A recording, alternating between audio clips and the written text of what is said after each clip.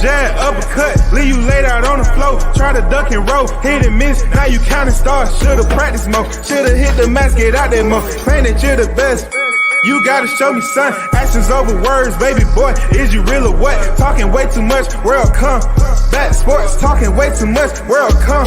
Back sports, talking way too much, world come. Back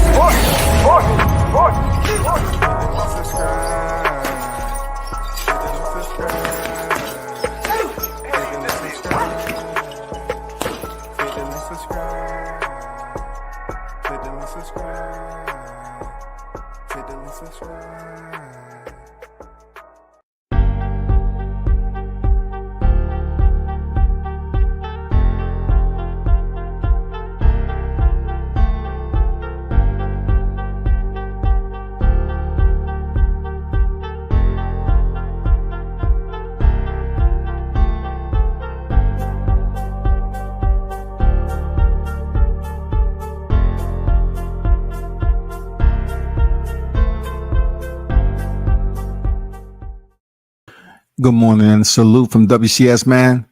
Hey, what's good, everyone? Big shout out to the supporters of the channel as always. Man, you already know what it is. Hey, the Honorable WCS presiding. I'm about to get my ruling on the situation that happened last night. And this is not the last time this is going to happen.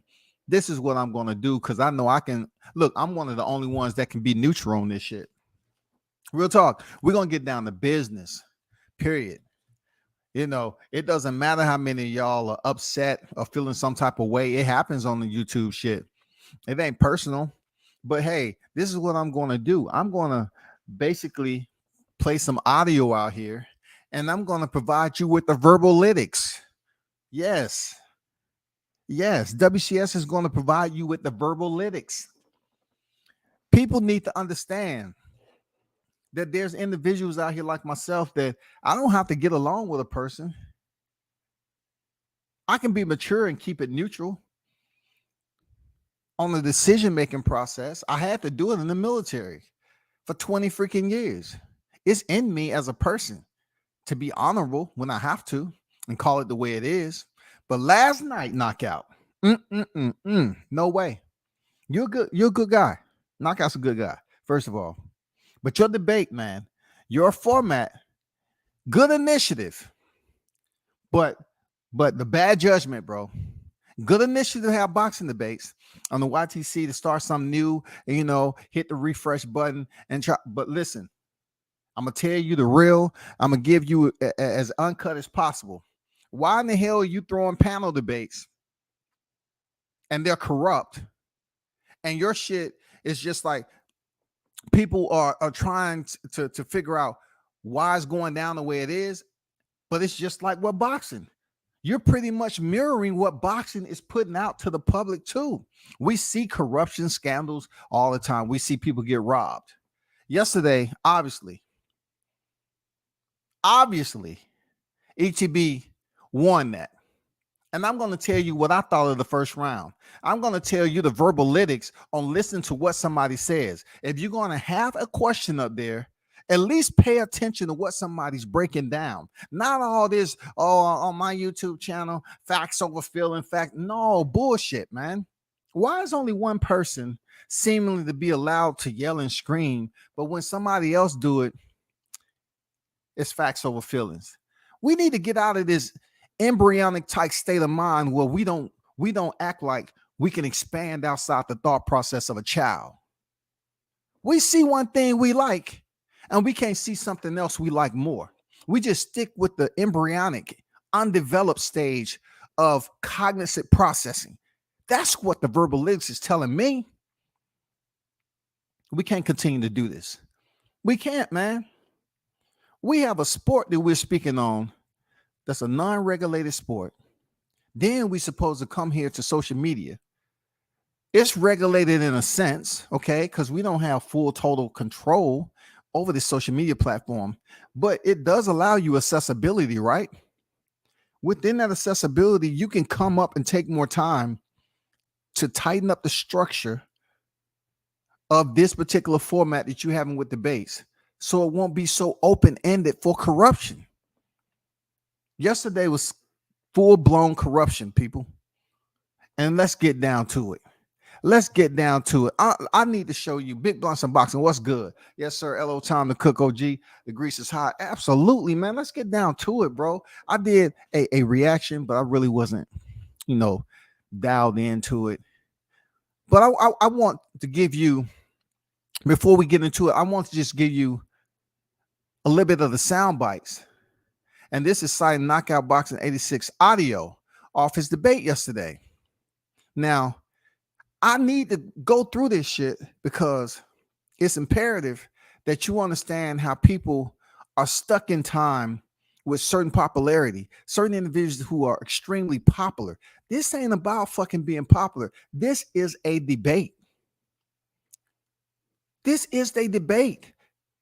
If you're gonna render a question, listen to how a person is breaking down their time to go, their argument.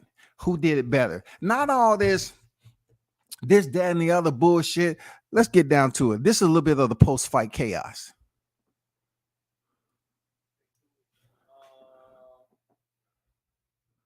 My brother Rock Bottom 8654 with the $5 in super chat. This question is, what officially disqualifies from I'll bring up Terrence Crawford. You asked me that. Well, let me cheat them. You said, real quick, while y'all ain't talking shit, BF, you keep going. Richard D with the $2 in super chat. Everybody knows BF beat that boy, he did it for the hood. Then I got the super chat. See, this is what I'm talking about. Somebody left a super chat to my everybody know BF beat that boy. He did it for the hood. This don't have shit to do with the hood, dummy. It's putting shit up like that. I understand that you putting the damn super chat up. I understand, but this has nothing to do from the hood at all. But listen now. From my brother, give me 1 second. You catch it, and then y'all get back to it. Fought for vacant titles. Yeah, so when you said, exactly brother, answer the question, brother, answer the question. So when you brought up vacant titles, you opened that up, right? So anybody who won for a vacant title, I now can use them. Anybody who fought for a vacant title, because you're saying that you're saying, okay, so why are you asking me? Quit talking all that bullshit and use them. So right now, ETB was forced out of his character. He was cool and composed the entire time, but he was forced out of his character. Because pretty much what BFTB is saying is that, since you threw the topic out there of comparison in your argument to Adrian Broner fighting for vacant titles, I can use any fighter who fought for a vacant title. That's not exactly the case, man. He was pretty much talking about who Adrian Broner fought for a vacant title and how does it strengthen or weaken his argument. In that particular process, he was speaking about the Adrian Broner fighting these particular vacant titles for these vacant titles. It's pretty much saying that it weakened the argument that he was having about his worthiness of the Hall of Fame. The question that you will see, I'm giving you a little bit of post-fight drama first, but if you look at the question, if you read the question and you listen to what ETB, how he deliberated, you will see he stuck to the topic. Now, all this other bullshit has to stop with people taking over and doing the shit they do on their own channel. We don't give a fuck what you're doing on your own channel. That goes to ETB, and that goes to BFTB. But in this particular scenario, ETB, to me,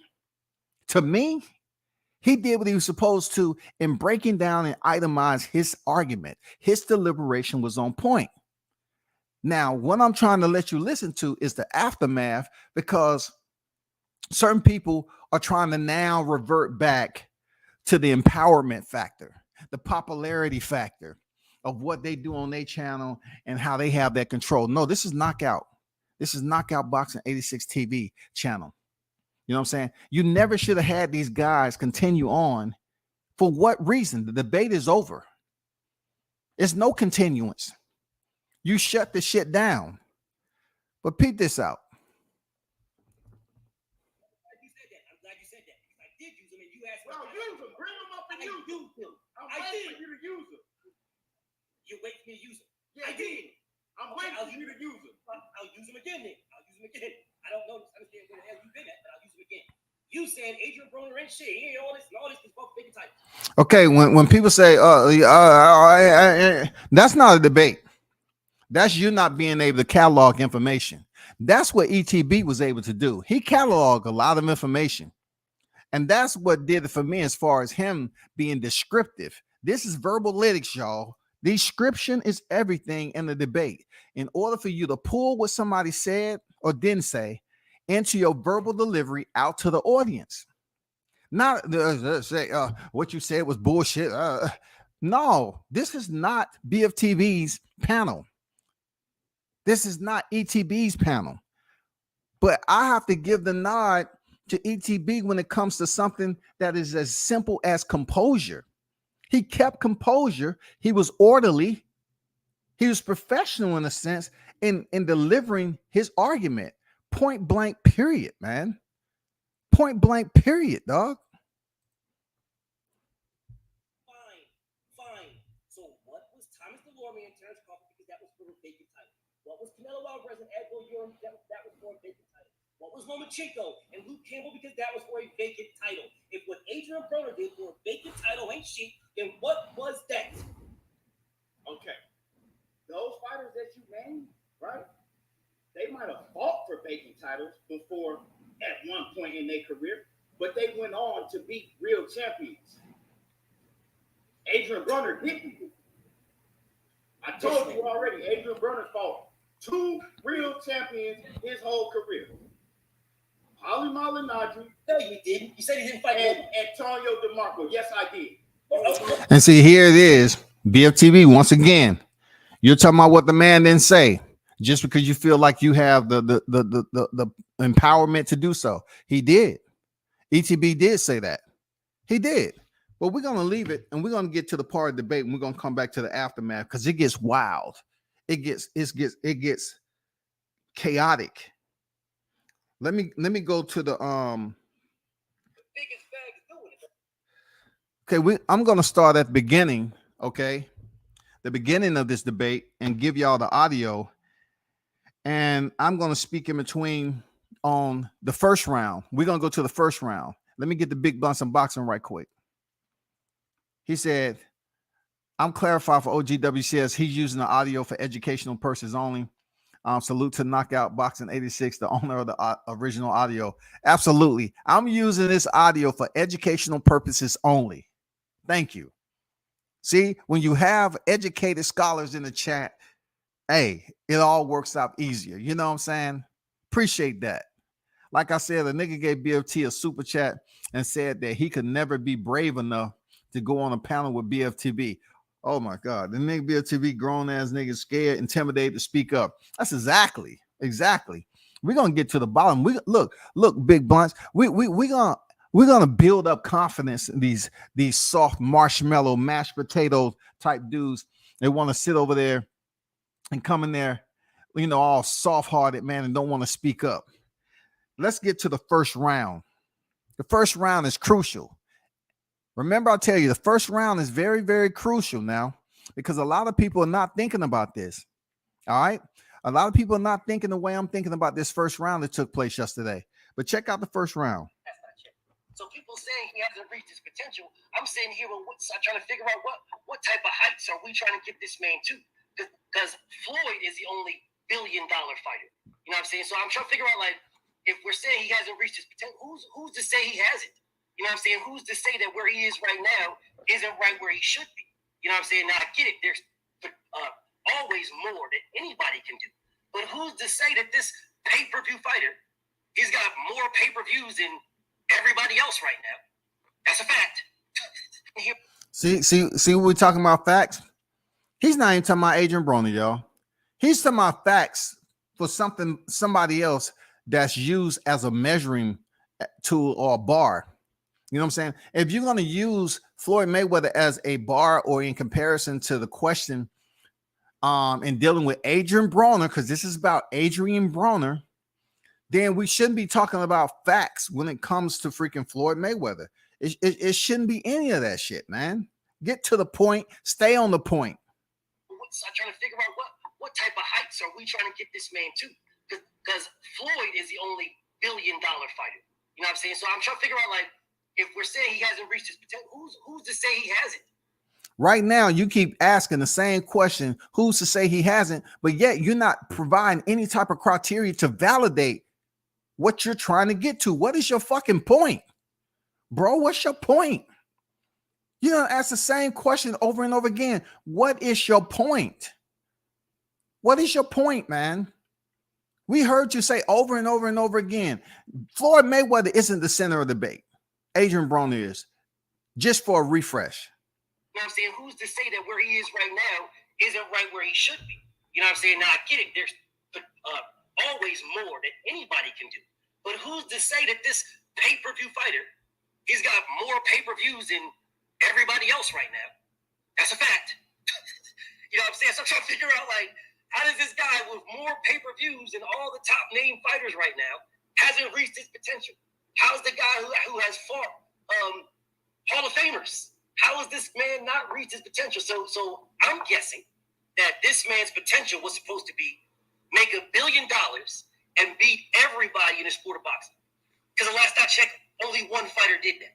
So you guys are literally just saying that his potential should be Floyd Mayweather-esque. That is absolutely the worst opening analytics, BFTB, that you can give. I know you're much smarter than that if you really focus a little bit more. But sometimes you get wrapped up in just, carrying on. You know what I'm saying? Just carrying on. You need to stay on topic. Nobody was sitting up here going for the high end of the summit when it comes to Floyd Mayweather talking about boxing. Nobody was saying that. We're talking Adrian Broner. Adrian Broner's career, outside of being touted as the next, it stopped there. It never got even closer when it comes to the numbers, the pay-per-view, or any type of what the money is being made that Floyd has made and Adrian Broner hasn't made, or whatever the case. You cannot put Adrian Broner in the same conversation with Floyd Mayweather just because, if you just want to talk about them being friends at one point in time. Just because we're talking about divisions. Come on, man. We're really not comparing visions, Floyd divisions to Adrian Broner, and then you're going to make it about money. Because the potential is something that will always be able to have an area of growth. What is the potential of a fighter? A lot of fighters come into boxing with potential, but we don't know what their potential is until they fight certain fighters that's equal or greater than them when they're competing. And then when they win or lose, what are their potentials? Is it something that they did in their career that hindered them? Is it fights that they had that they should have won, but they didn't? What is the potential? That shit you just said don't have anything to do with Adrian Broner's potential. When there's only one Floyd Mayweather. So if that's the man's potential, god damn, Adrian Broner's good. Rebut that. Okay, that was the first round for BFTV. I'm gonna tell you that right there was absolutely the weakest of all debates that's been on Knockout Boxing. That was the weakest right there. That was a person just fluffing the opening argument with information as if they didn't study. That was just a Cliff Note version of someone just believing that they can yell and scream and feelings over everything else. And then everybody in the chat that support them is going to vouch for them. But listen to ETB's side. His biggest reason was him being undisciplined and his lifestyle. That was the reason. We can go all the way back to Adrian Broner before he even turned professional, right? He wanted to be in the streets, run the streets, get in trouble, and where did that lead him? That led him in jail, facing over 50 years in prison because of his undisciplined lifestyle outside of the ring, right? When the people in Cincinnati was looking for Adrian Broner to go to the Olympics, to at least be able to go to the Olympic trials, he was sitting in jail, and he missed his chance to go to the Olympic trials because he wanted to be a street nigga and run around, right, and be undisciplined. Now, if you want to know what the question is, what was AB's biggest reason for not reaching his potential in his career? We can fast forward to today. He still tell you, oh man, F boxing. I'm going back to selling dope. I want to be a street nigga.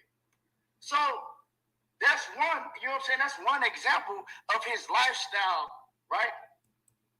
Keeping him from reaching his full potential in boxing. Right? Now, he did eventually turn pro.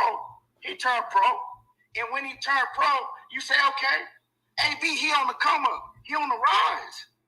But what does he do the first time he wins a title? The vacant belt. Yeah, he won the vacant title.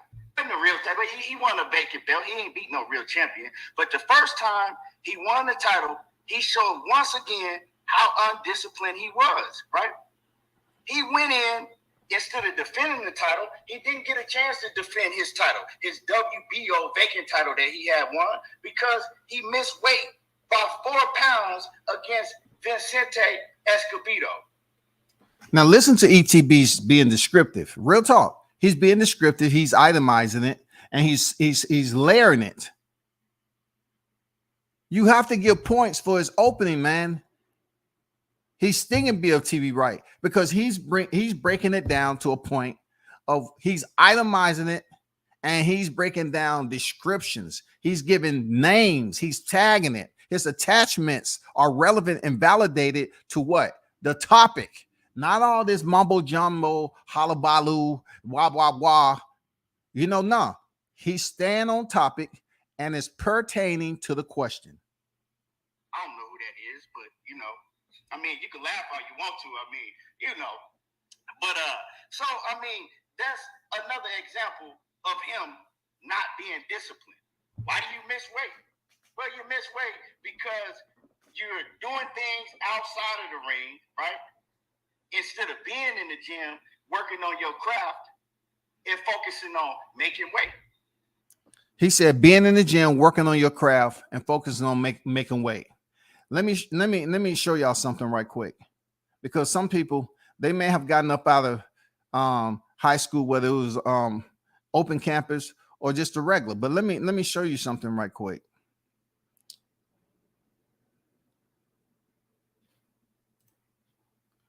Because we have to be thorough with this to a point whenever I feel like it. You know what I'm saying? Let me show you something right quick.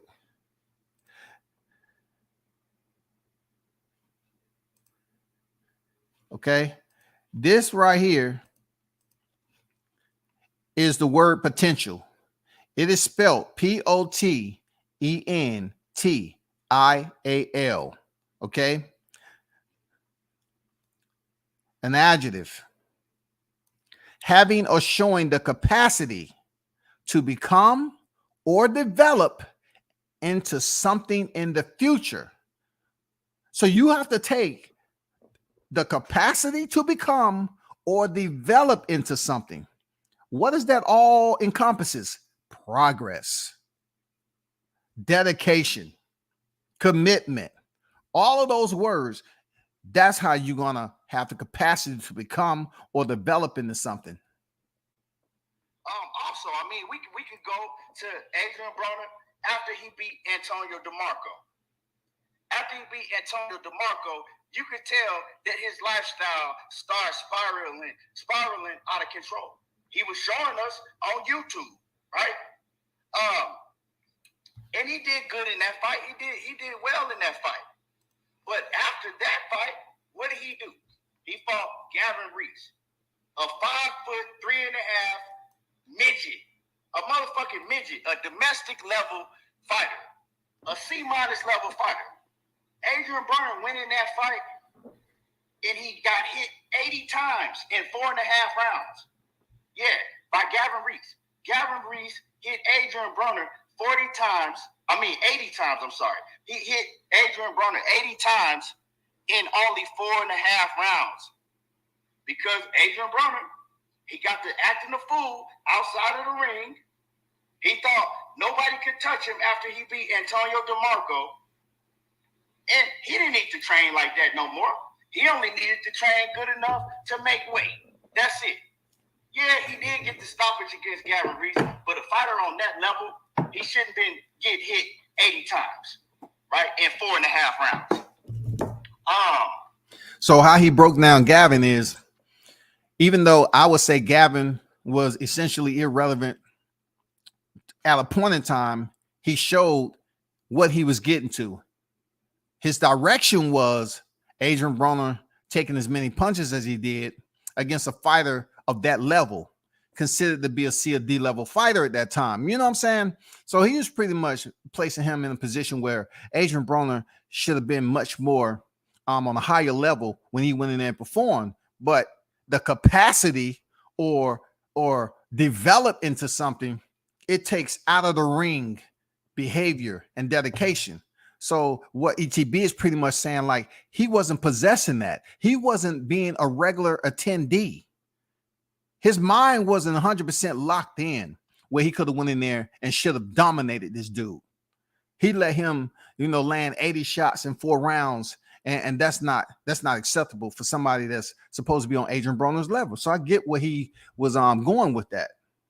So I mean, Adrian Broner has a whole history of being undisciplined in his lifestyle outside of the ring, not having to do anything with living a fighter's lifestyle. What's going on, Bruce? So we know that Adrian Broner, after Gavin Reese, right? He decided to move up to 147 pounds. Why he move up to 147?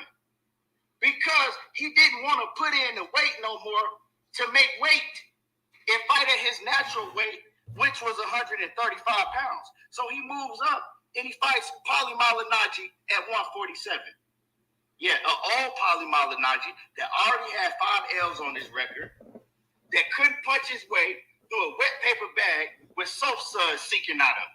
Yeah, that Paulie Malignaggi.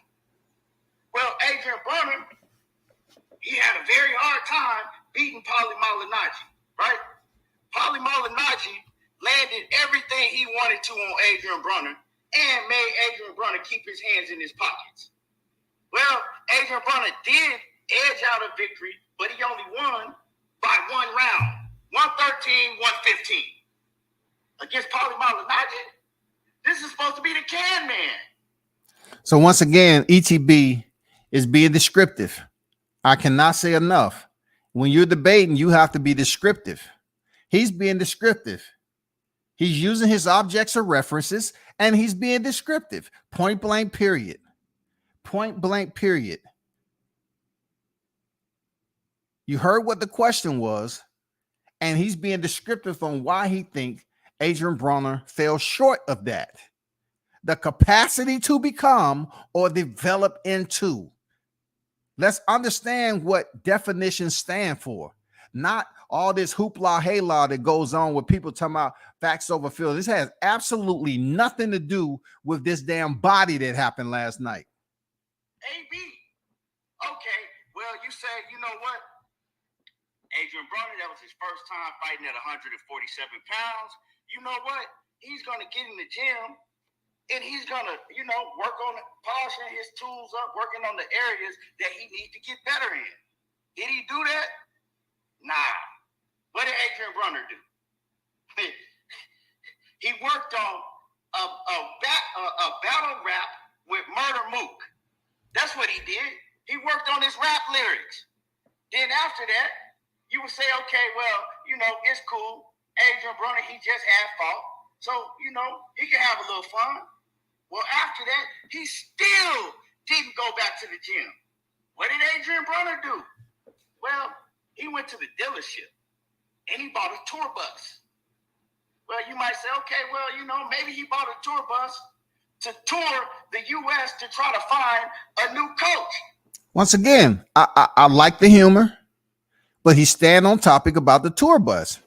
He's providing the fans with an alternate as to why Adrian Broner may have bought the tour bus, but he's getting to the point. He's getting to the point. Because that's what he should have been doing. He should have been touring the U.S. trying to find a new coach to replace Mike Stafford. Because Mike Stafford didn't have no business letting AB and his lifestyle outside of the ring spiral out of control. That was deep. That was deep. It don't matter what I agree with. I'm just saying that was deep when it comes to the tour bus. He put the tour bus on tour. He sent you in the direction that he wanted the fans to be in when it comes to biggest reason for not reaching his potential. Like he did. But nah, what did AB do? He bought a tour bus and he went on a whole U.S. rap tour with Lil Wayne and 2 Chainz. Yeah, that's what he did. Went on a whole U.S. rap tour with Lil Wayne and 2 Chainz.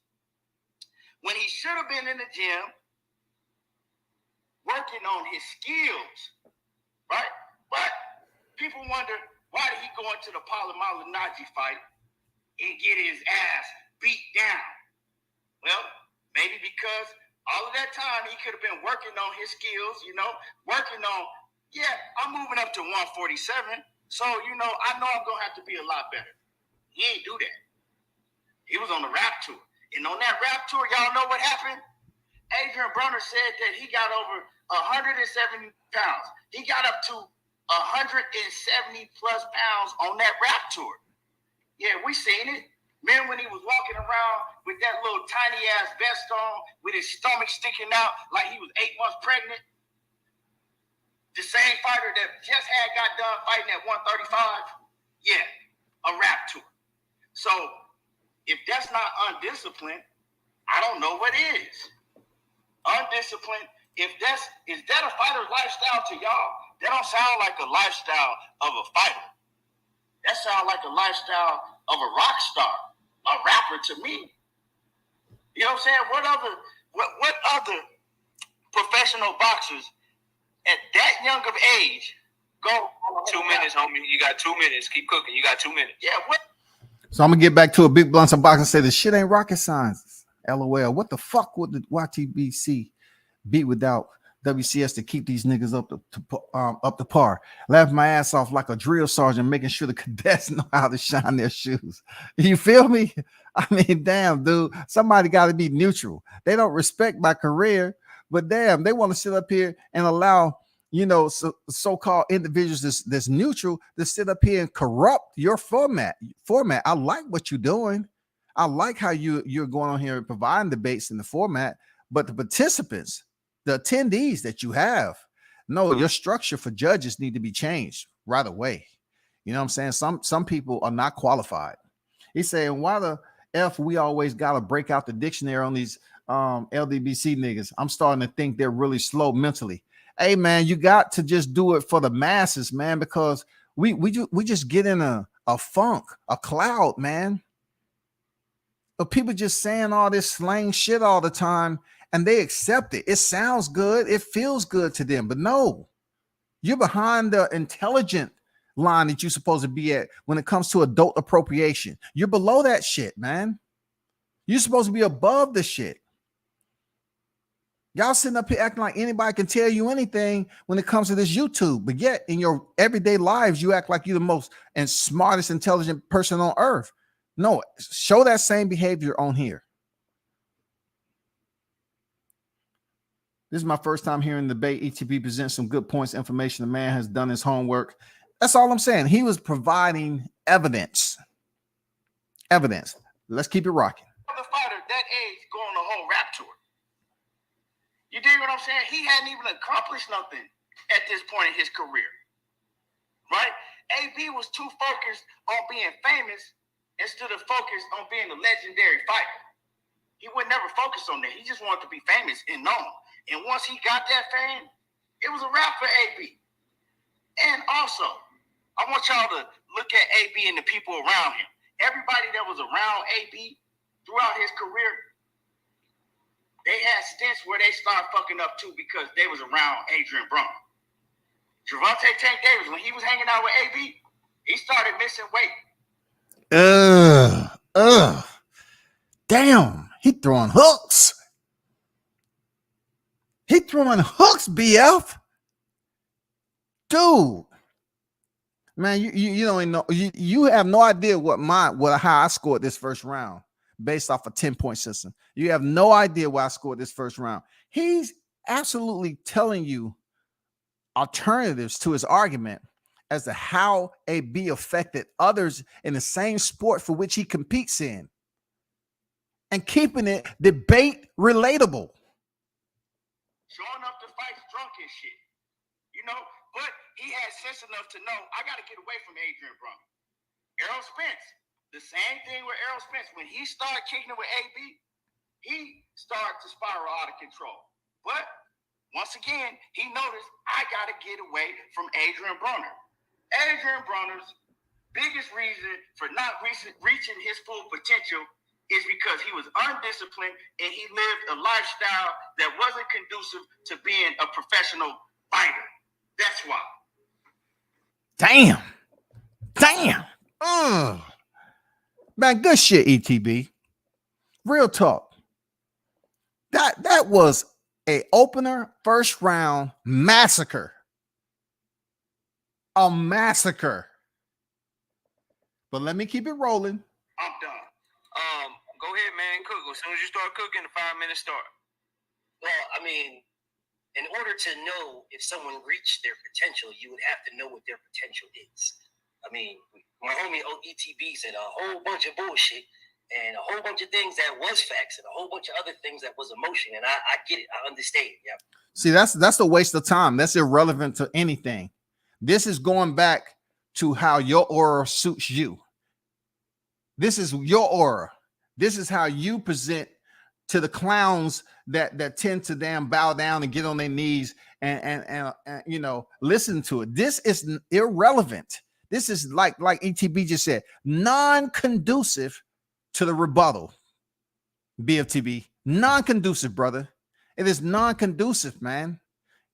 If this would have been you in ETB's spot, I would have been going at ETB the same way. But for you to say he said a bunch of bullshit, nah, that's bull in itself. You know what I'm saying? You're not giving this man the respect. And that's when it comes down to y'all ego-driven cats out here that y'all say y'all want to debate and all that, but yet you go back to trying to what? Denigrate the person. This is supposed to be a debate. Not telling somebody, oh, it's bullshit what they talking this, because you can get your little I am ill will in the chat. BFTB said this. No, bro. Y'all motherfuckers need to stand up for yourself. Instead of coming over here to the playground and say, oh man, it has a new swing set over here. You big as fuck. You strong on the swing yourself. I gotta wait for somebody to put me on the swing. You may like or not like the man, but in order to know what someone's potential, to say I got to reach your potential, I must know what my potential is. All right? That's why I told y'all we are comparing this man to Floyd Mayweather, right? He has to be undefeated, beat everybody he's fought undefeated, and make $1 billion. All right? Now, if we're using that comparison, my man ETB said the man went on a rap tour. Sure sounds like he's making money on a rap tour to me. He started to mention all these fights that. I got to stop this because once again, what was AB's biggest reason for not reaching his potential in his career? And you're talking about, it seems like AB was making money. This is not about Floyd Mayweather comparisons. This is the second time. This is redundant that you're bringing up Floyd Mayweather, who you're not talking about career. You're talking about how much money he made. Now, if you was to break it down and be descriptive like ETB was when he was telling you what AB was doing with the tour bus and what he was doing on the tour and how it depleted or deterred from him staying focused in boxing, then I could see. But the way you're being and comparing Floyd Mayweather is all about money. It's all about money. How did Floyd make the money?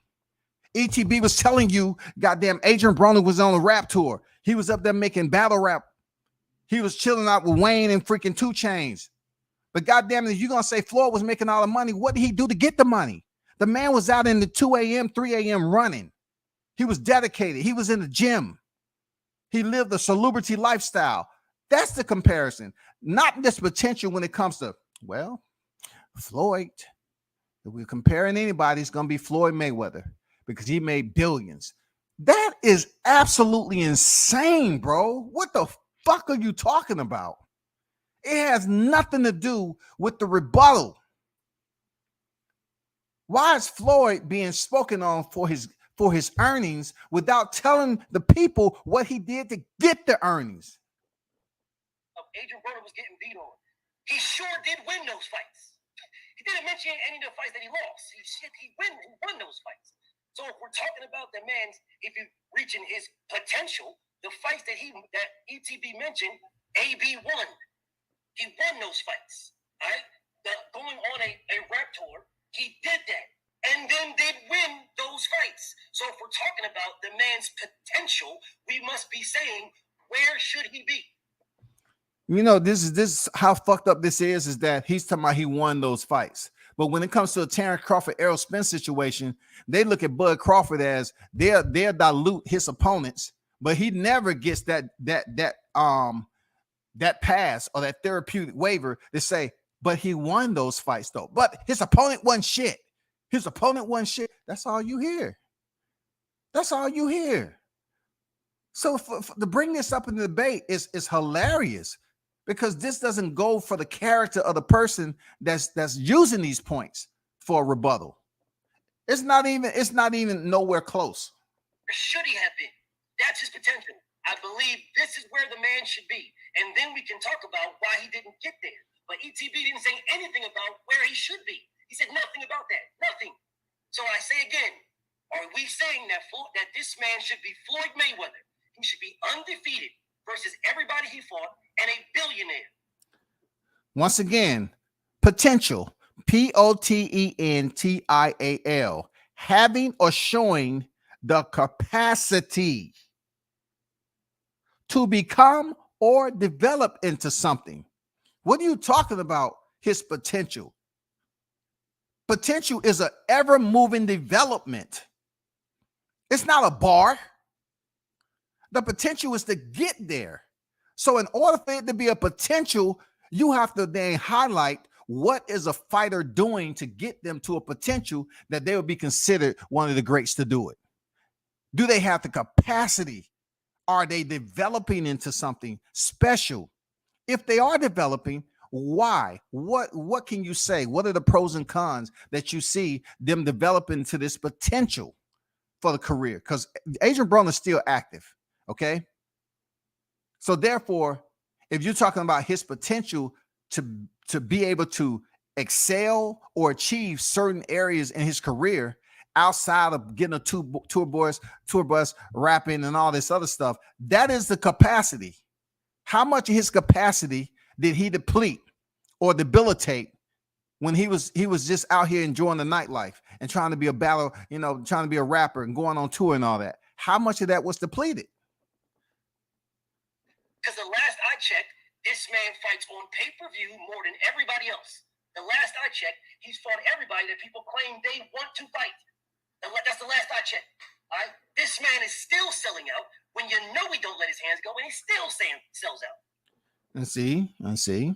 You know what I'm saying? Some people just get used to being in their, the manner for which it's all about slingshot effect.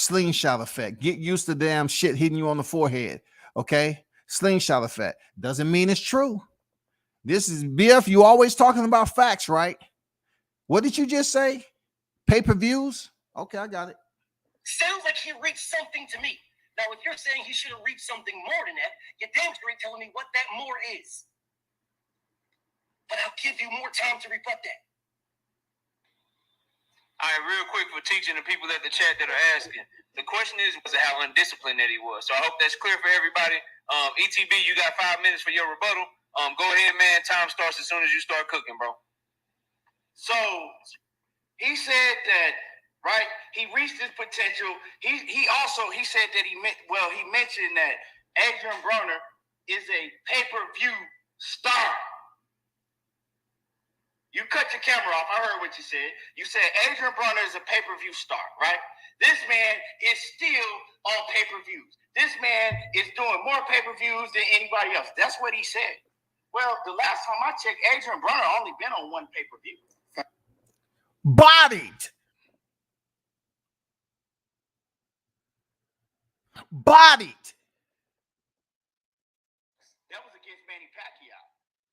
question is was how undisciplined that he was. So I hope that's clear for everybody.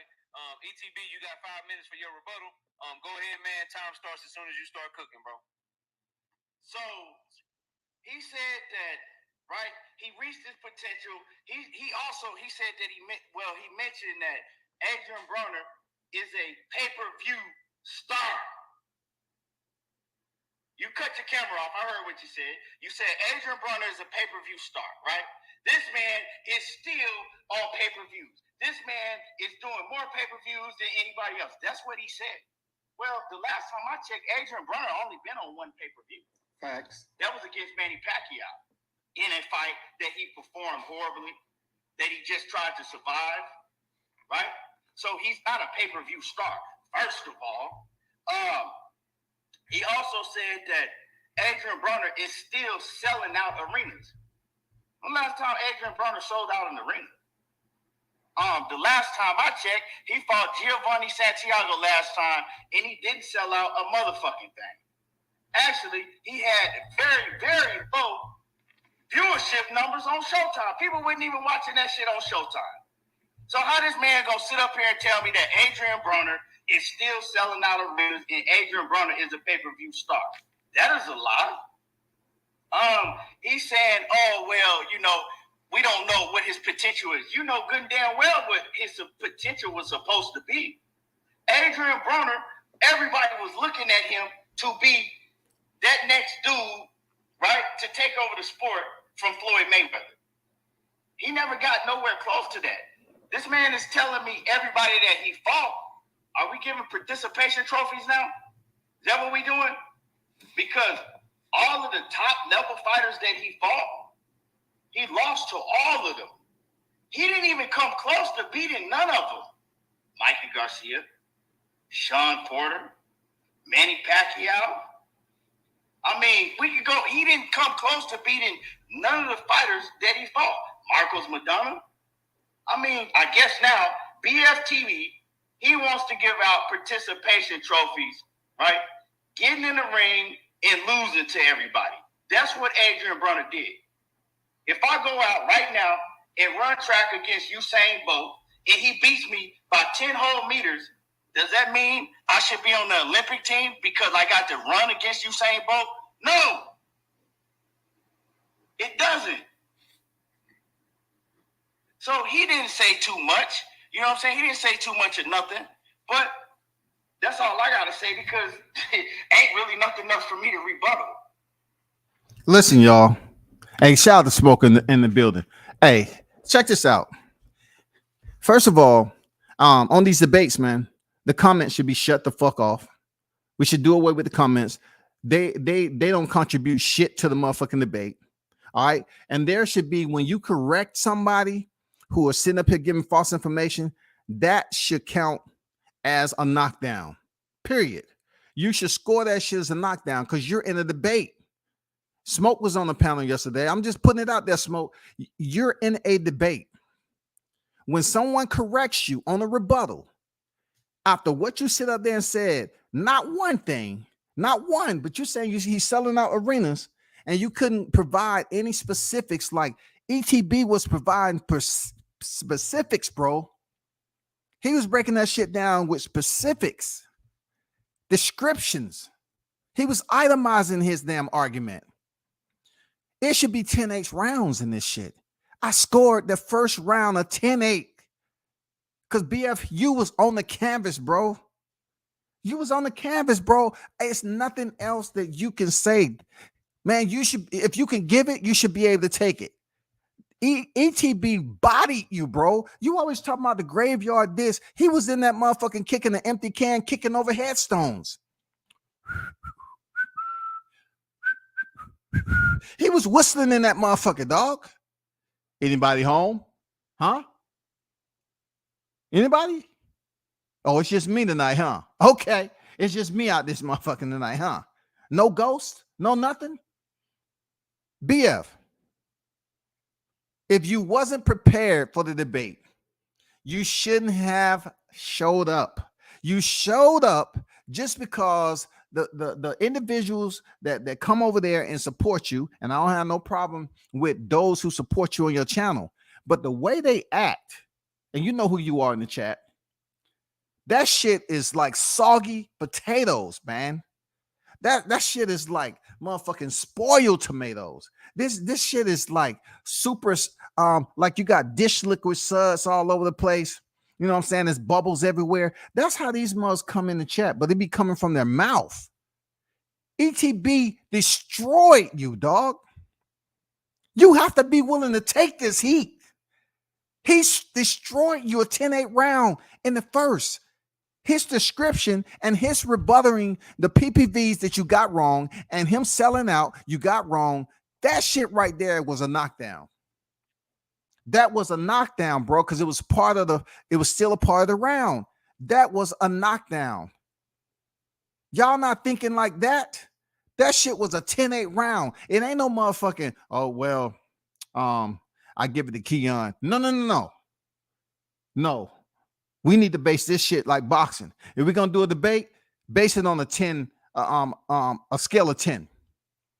The one who win 10, and then the one who don't 9. But goddamn it, that first round was a damn 10-8. You up here talking about he's a pay-per-view star and all this. Wrong. You didn't say facts after that. And then Keon, the way he rebutted, he maintained his order, man. He maintained professionalism and discipline. You know what I'm saying? He maintained the shit. He was poised. He broke that shit down layer to layer to layer to layer to validate and substantiate his argument, bro.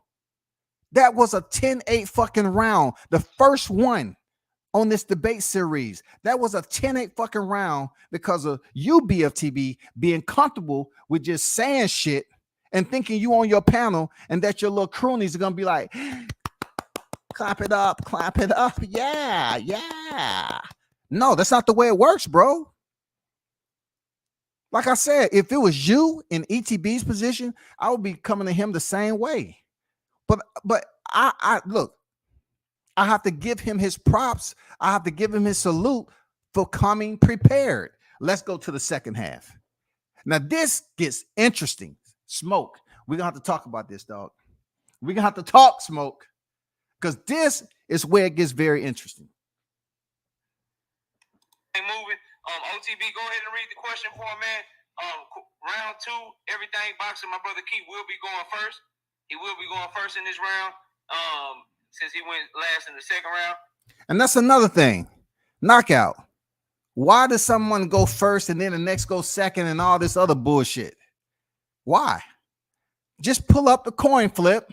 Flip the motherfucking coin, and whoever call heads or whatever, that's who go first. If they win both, all of them, they go first or they go last. They get to choose.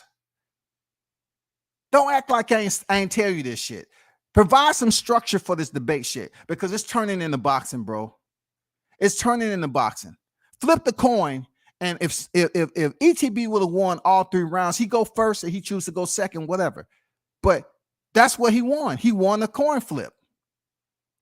It shouldn't be, well, ETB went first, now and it's your turn to open up and this and all this other shit. No, flip the coin for all 3. Fuck it. Get some structure, man. Get some unpredictability to this shit. But yeah, man, go ahead, OTB, and read the question to him. And Key, whenever you start talking, that's when we'll start the 10-minute timer, bro. Question number 2. Is AB's resume / accolades Hall of Fame worthy? ETB, take out. Okay, first of all right, let me help y'all out with something because I have to do this. For real, I have to do this. Is it Hall of Fame worthy? I have to just go there right quick, bro. Y'all just be patient. I have to make sure this is done accordingly, right? Okay, so I want to provide you all with the layout of what the definition is of worthy. All right. So let me take this down. Okay, worthy is having or showing the qualities or abilities. Once again, I'm not talking slow. I'm not trying to disrespect anybody in that, because I know, look, the word he stands for having or showing the qualities or abilities that merit recognition in a specified way. All right. Having or showing the qualities or abilities that merit recognition in a specified way. Merit recognition. Okay. Got the definition? Boom. Let's get back to it. Okay. No. His resume, right? His resume and accolades. Right? When you say resume, to me, resume is who you beat on your resume, or who you came close to beating. Well, we all know that Adrian Bronner didn't come close to beating none of the top fighters on his resume, like I said in the last round, right? We don't give participation trophies. That's for 5-year-old children. Adrian Bronner is a grown man, right? Fighting at the highest level at one point. So let's talk about his accolades. Well, Adrian Bronner, he won a whole lot of vacant titles. Yeah, he really did. Let's talk about the vacant title that Adrian Bronner won at 130 pounds. Yeah, it was a vacant title for people that don't know. He fought Vicente Rodriguez. I don't know who he is. Do y'all know who Vicente Rodriguez is? Yeah. But he won that vacant title. But he lost that vacant title in his very next fight because he missed weight by 4 pounds. So, yeah, cut your camera off. Go research it. Go research it, BFTB. Hey, he lost weight. Yeah, he missed weight by 4 pounds, right? Didn't even get to defend that vacant title. Specifics, man. That's why I'm telling you, he's far ahead in this debate. He's breaking shit down for his argument. It's that fucking simple. He never got to defend that vacant title, right? At 140 pounds, AB, the gold, I ain't gonna say silver spoon-fed, the gold spoon-fed Adrian Bronner, right? He won another vacant belt at 140 by beating Khabib Akbardeli. I don't know who that is, Khabib. I know the Khabib from the UFC, but I don't know that Khabib, right? So, yeah, another vacant title he won. Adrian Bronner, if you really want to get into it, he only beat 2 actual champions his whole career. 2 actual champions his whole career? Does it seem like that's evidence to validate his argument, or does it not? I mean, you tell me. Validation is everything. You have to present some type of factual information to validate it. Is ETB not validating his argument? The first champion that he beat was Antonio DeMarco. He just said the first champion he beat. Description. He's breaking it down, bulletizing his arguments. That was Antonio DeMarco, who was 28 wins, 3 losses, and 1 draw at that point in time, right? And after Adrian Bronner beat Antonio DeMarco went on to lose to Jesse Vargas, Francis Bartholomew, and Omar Figueroa. The same Omar Figueroa that Adrian Bronner just pulled out against because he said he had mental health issues, when we all know it was weight issues. We all know that. But that's a whole different story in itself, right? Also, let's go to the second fighter that he actually beat, right? That was a champion, right? The first was Antonio DeMarco. The second that he actually beat was Paulie Malignaggi. Yeah, pillow-fisted Paulie Malignaggi. The same Paulie Malignaggi at the time that had 5 L's on his record, that was old and washed up. And Adrian Bronner, like I said, only beat him by 1 point. 115, 113 on the scorecards. 1 point. That's a Hall of Fame fighter. That's a Hall of Fame resume right there. Okay. Because we always talk about that Adrian Bronner is a 4-division weight champion, but we never talk about how he got those belts. How they saw Adrian Bronner as a draw, somebody that was charismatic, that could sell, So here, we're gonna find you a vacant title. Here, we're gonna find you a vacant title over there. He wasn't beating real champions for their title. He was winning the belt by beating vacant champions. Now, let's talk about the problem, right? The guy that was, when he was the problem, nobody could F with AB. You know what I'm saying? AB didn't start, he didn't start looking bad in his fights until after he lost to Madonna, because Madonna had gloves that didn't have no padding in them. But before that, AB was a problem. Well, was he really a problem? Because if you really look into Adrian Broner's career, he showed that he actually always had problems with pressure fighters, right? At 130 pounds, let's go to Daniel Ponce de Leon, where Adrian Broner only threw 351 punches the whole fight to Ponce de Leon's 592 punches. For a 130-pounder, 351 punches the whole fight.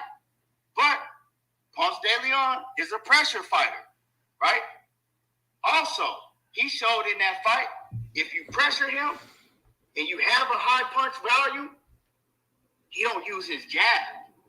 He doesn't use his jab effectively at all. You know why? We saw in that fight that he only landed 25 jabs. In the whole fight, he only landed 25 jabs. We know that Adrian Broner doesn't know how to transition from defense to offense very well at all. That's why he keeps his hands in his pockets against pressure fighters, right? We could go to the Marcos Madonna fight. Another fighter that throws a lot of punches, that's a pressure fighter. What did AB do in the Marcos Madonna fight? Well, in 12 rounds, he only threw 400 punches. In that fight, he only landed 27 jabs. So, was he really a problem? Was he really a Hall of Fame fighter that was winning all of these belts in different weight divisions? It was, all that shit was smoke and mirrors, right?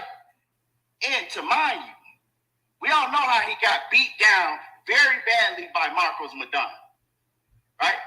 Got dropped 2 times, was damn near crying in the ring, right? He was on the turnbuckle damn near crying, trying to get out of the fight. Remember that? Acting like he got headbutted in the chin and shit. But against Daniel Ponce de Leon, Daniel Ponce de Leon threw more than him and landed more, right? And AB only beat Daniel Ponce de Leon by 1 point. Is that a Hall of Fame fighter that's a problem? Now let's go to all of the times that AB missed weight. That was a problem that he had in his whole career. He missed weight 8 times. He either missed weight 8 times or made them change the weight. Beginning back all the way to the beginning of his career, Rafael Lara missed weight. Guillermo Sanchez missed weight by 3 pounds. Vicente Escobedo, I told y'all about that time when he lost his first vacant title he won. He missed weight by 4 pounds. Ashley Theopan missed weight. Adrian Granados missed weight. Giovanni Santiago, they changed the weight for him. John Molina missed weight. Yeah, 8 times. Go ahead. Does that sound like a Hall of Fame worthy fighter to you? A fighter that's this undisciplined and missing weight or having them change the weight 8 times? Yeah. So, I mean, you know, and a fighter that's only beat 2 world champions his whole career. Not 8 titles that they give to you because they know that you have a name in the sport and you can sell a little bit at that time, right? And he's just simply a fighter that's failed when you look at his career. He's failed all around. Miserably. Every single time. Especially when he gets in the ring with a top-level fighter. He fails. He don't even come close to beating the Sean Porters, the Manny Pacquiao's, the Mikey Garcias. And we can go on and on. Like I said, I don't need 10 minutes because I'll dig his grave in 5. Stay up, Kane. Don't die. camera on and do all that laughing in the background to get your motherfucking fans that you brought up, your audience that you brought up hyped up, but it ain't gonna work with me. Try that shit with somebody else. Hey, let's listen to BFTVs. Go ahead. Okay. I'm glad that you say keep my camera on. The fact that you don't turn your shit on at all. Okay, good. It's not you. It ain't the time. But don't worry about that. The fact that you don't turn your shit on at all. Don't worry about what I'm doing. One at a time. Let him cook. Let him cook, Keith. Let him cook. Go ahead, Bill. I fuck with you. That's my job. Sure. My nigga OTB, that's what I'm gonna need you to do, dog. I didn't talk over nobody, so I'm gonna need that same type of vibe. I got you. I bet. So now I got that. I'm glad he's telling me to keep my camera on because homie hasn't turned his camera on this entire time. So just debate about the camera on. He let him talk his shit. Still talking, bro. You still talking. Okay, so now let's go ahead and get to this now. Let's get to this. I'm gonna give you a side of my face. Let's get to this. Smack. So he said, why you still talking? So he says that Adrian Broner is not a Hall of Famer, is what he says. Okay, so in the three. What was the question again? What was my last definition? Y'all? Explain to what my last definition was. What was my last definition? Worthy, right? Worthy. Having or showing the qualities or abilities that merit recognition in a specific specified way. Okay. Issues worthy of further consideration. A person notable or important in a particular sphere. That was his argument, ETB's argument. He gave you his argument about Adrian Broner's side of the spectrum on did he consider him to be worthy? Worthy. It's worthy. It's not saying you have met. What are the requirements for the Hall of Fame? We don't know because there's some people in there that's pretty questionable on what they did in their career, according to the way we look at. But our point of views don't give a fuck. We don't care. I mean, our point of views don't matter. They don't care. It's up to the people that's voting them in. But the question had worthy in it. Having or showing qualities or abilities that merit recognition in a specified way. How simplistic is that? Generations of fighters, the three generations. There's roughly 20,000 fighters per generation, roughly.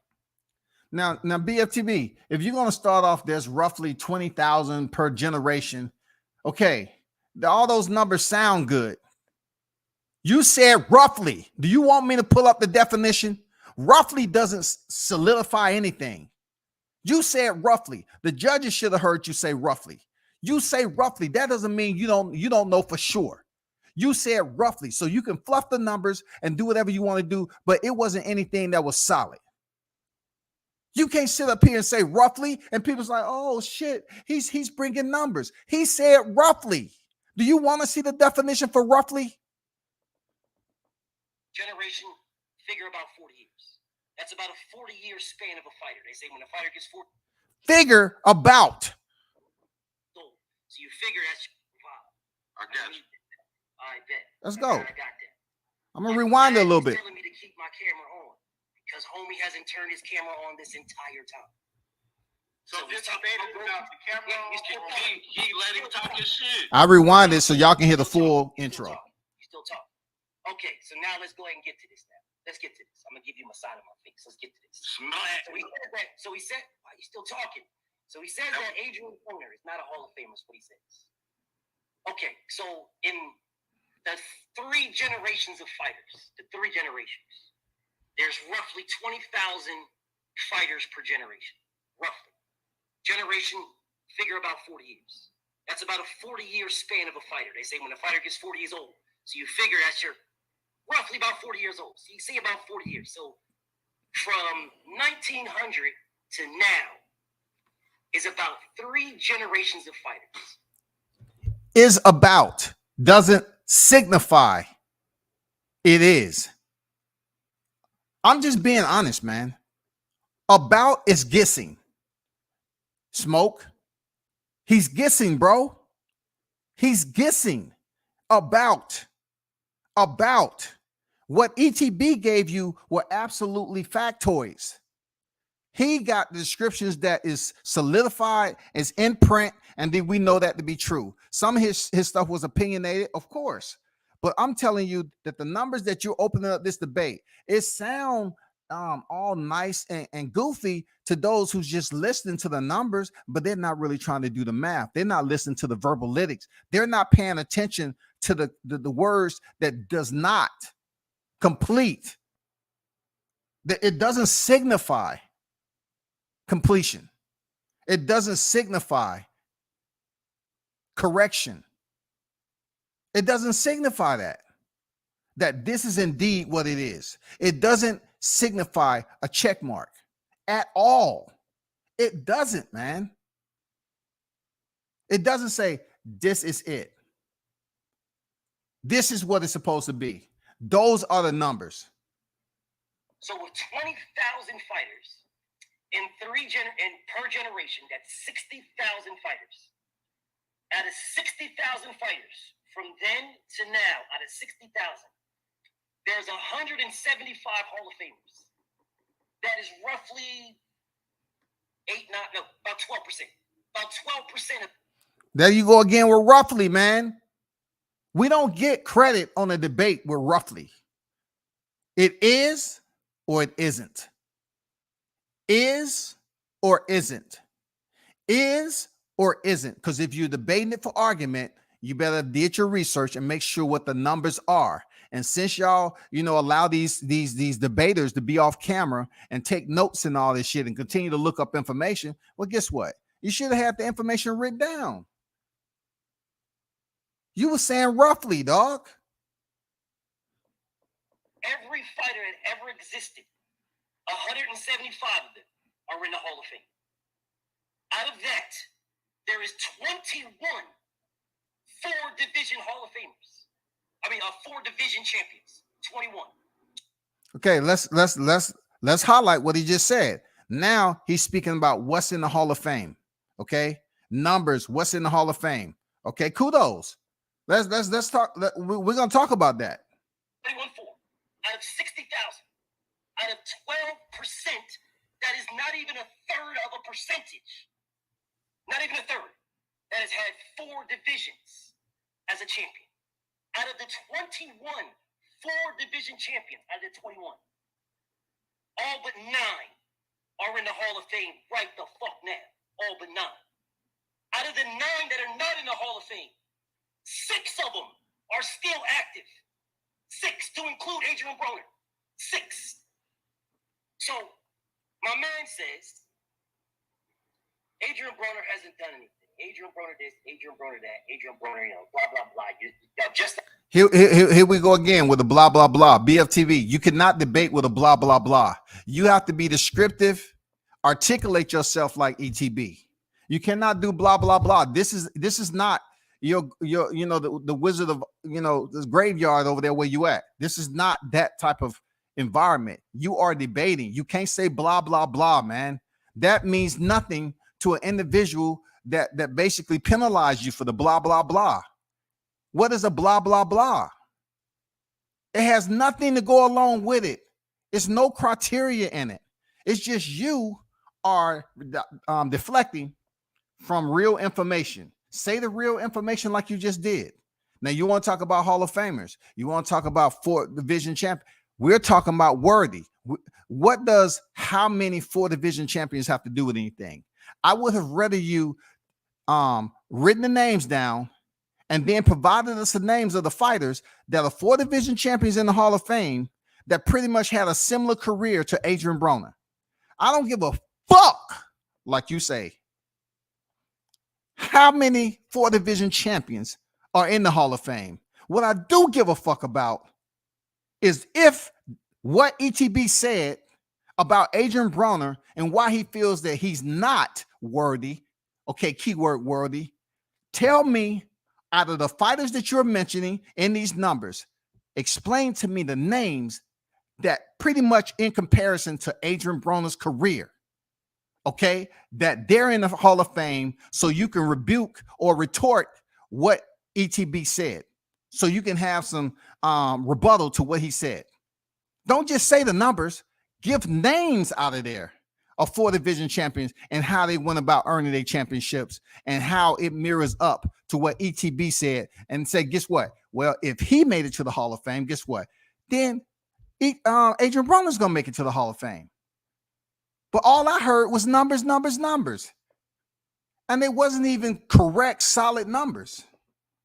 Y'all did the potential round with his potential. Everybody in here has their own thought process of somebody's potential, which is why I asked you, what is the man's potential? So y'all gave it to this fine. It don't make a difference. Y'all doing the same thing now with this shit right here. Now I'm gonna tell you straight up for the judges. You should. This is shit where you get penalized like you start doing shit like looking for your mouthpiece in the middle of a fight. Come on, man. You know I'm telling the motherfucking truth, man. This is the kind of shit where you look for your mouthpiece in the middle of a fight, bro. What does going back to the first round and highlighting potential have to do with the second round, which you're highlighting worthy?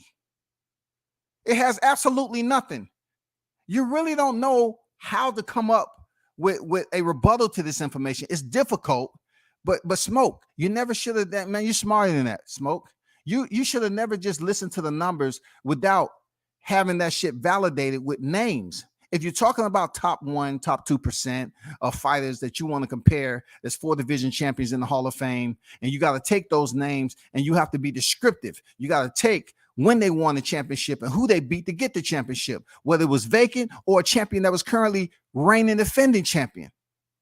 But you got to use some type of comparison when you're using evidence in a debate to justify your argument, not come up here and just throw numbers all over the place like you're sounding smart, bro. You rambling right now. About this man's not in the Hall of Fame because of your feelings. You feel like he shouldn't be in the Hall of Fame because you don't like this man because of whatever reason. Oh, he's not disciplined, so you don't like him. Oh, he didn't do this that I want to do, so I don't like him. Oh, he's fat and overweight, so I don't like him. The facts over your feelings say that this man is less than 1/3 of a percent. He has less than 1/3 of a percent of every fighter who's ever existed, and he has more than they do. He's less of 1/3 of a percent, and you're telling me that 1/3 out of 21, and none of them are still active, and all of them motherfuckers have been in the Hall of Fame. But you're telling me less than 1/3 of 1%, less than 1/3. Just because someone voted them in the Hall of Fame, to ETB's argument, worthy. He's giving you his side. He don't have to go along with everybody else. If you want to make this shit easy, all ETB had to say, all Keon had to say was, well, they let so-and-so in the Hall of Fame. So Adrian Broner's a 4 division champion. So yeah, he's worthy. It ain't too much more to say. He's worthy. Yeah, he got four divisions. And so-and-so, this fighter, a 4 division champion, like you said, and Adrian Broner, 4 division champion. Yeah, he's going to the Hall of Fame, no doubt. I don't have too much more to say. That's me. And then you would say, okay, you know, blah, blah, blah. You didn't say too much of any bullshit. Let me tell you, a third. But what are you talking about, a third? I put him in there with the third you're talking about. I put him in there. You said 4 division champions, and you start rambling off numbers and shit. And I said, okay, Adrian Broner's 4 division champion. He could be in the Hall of Fame. Cut and dry. I know it only took me 15 seconds to say that, but I'm just saying, yeah, from what I see and who I see in the Hall of Fame, these fighters right here, I think they did equal to less than Adrian Broner, and they're in the Hall of Fame. That's all Keon had to say. Boom, time. When you came back with that third shit, it wouldn't have mattered. It didn't matter right now, really. It didn't freaking matter because you're not placing names. You're not giving names. You're not being as descriptive as Keon was when he was giving his argument about if Adrian Broner was worthy or not. You're not giving names. You're first of all, you got off track talking about potential in the first round, and then you start rambling on about numbers. No, BF. No, you didn't stay focused in the second round, bro. You start looking for your mouthpiece. And let me take that back. It's not less of 1/3 of 1%. It's less of 1/3 of 1/3 of a percent. Because 175 is one. It's not even. It's like not even 1%. Bodied. It's over. It's over. I don't even have to go any further. It's over. When you bring up an argument and you don't even understand and have clarity to your own argument, you cannot debate it because it doesn't have any merit to what you're talking about. You're unsure of what you're debating. You're trying to bring up evidence to validate your rebuttal against what Keon said, and you're not even sure what you're saying. That is another knockdown, man. That's another knockdown. You know not what you say, bro. Just admit it. You know not what you say. Now, Smoke, you was a judge up there. If you was a judge up there, and I'm not saying you was confused, right? I know you're pretty much an intellectual individual, right? But if you confuse the judges, or if you're a judge, Adeline Bird, and you know you confused, but yet you still give him credit for the bullshit you just heard, then you just as wrong because he confused himself. You're supposed to be clear, concise, and straight to the point. It shouldn't be all blah, blah, blah. You were saying blah, blah, blah to opening up the dang second round, but yet you was totally confused on your shit. No, you got to be crisp. It has to be coming right like that. The clip has to be clear, on target, line of sight. You can't be bumbling and rumbling. I didn't hear Keon bumbling and rumbling like that. His shit was straight in line with specifics, bro. And y'all gave this second round to BFTB? Hell no. Of the 60,000, and he's a third of that 12 of that motherfucking 1%. That shit has nothing to do with anything. A third of 1%. Now, last time I checked, if this is a debate and them clowns that was in the chat, did they understand what the fuck he said? Did they understand what he said? Did anybody, was any information, did anybody believe this information was clear to the best of his ability off a credible source? Or did we just listen to numbers and was like, oh, great. That's just like going to a car lot and you know that 88 Corolla is not worth $15,000 in 2022, but the sticker says so. Less than one. But you're telling me that criteria doesn't get in there because of your feelings, because he was fat, because of this, because of that. Then my man comes in here telling me, oh, who won vacant titles. How many Terrence Crawford win? That nigga's in the Hall of Fame right now. But you're telling me vacant titles. Come on, Smoke. Bodied. False information. Terrence Crawford got his hand cast. Kudos to Bud. You know how we rock. But you're in a debate. You're comparing Terrence Crawford in a debate with Adrian Broner, somebody who you've been on record. This is not about me.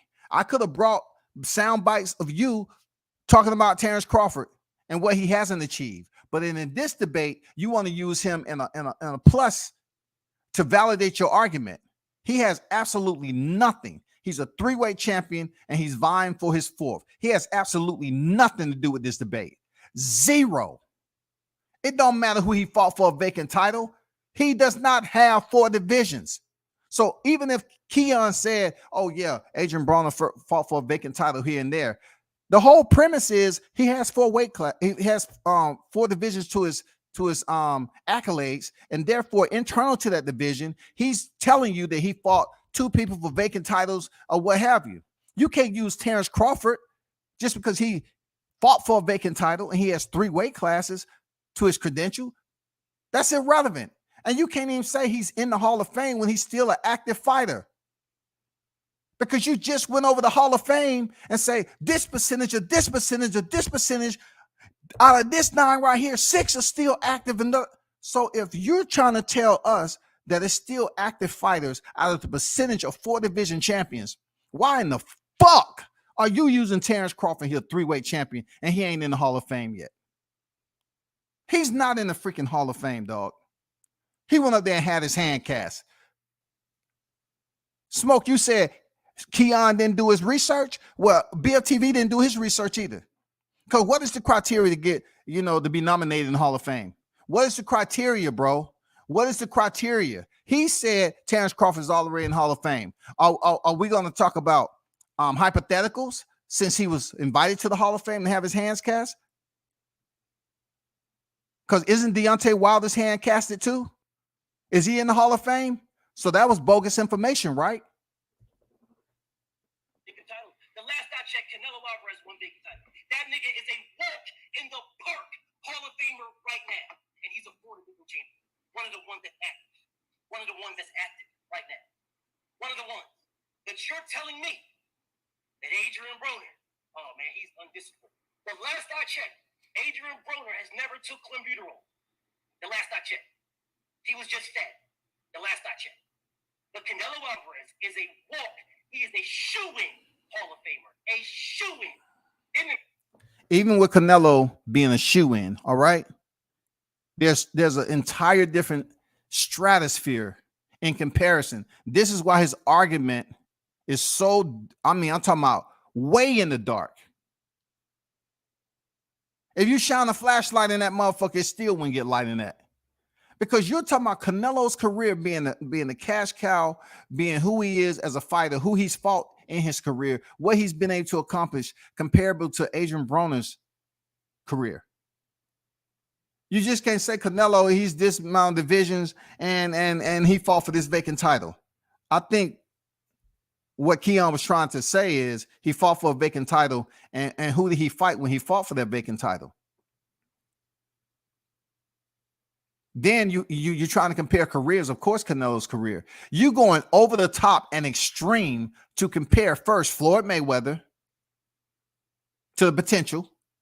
Then in the second round, you sit up here and bring up Canelo Alvarez just because he had 4 weight classes and he fought for a vacant title.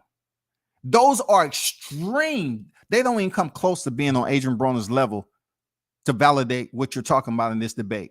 Not even close. They're over the freaking top.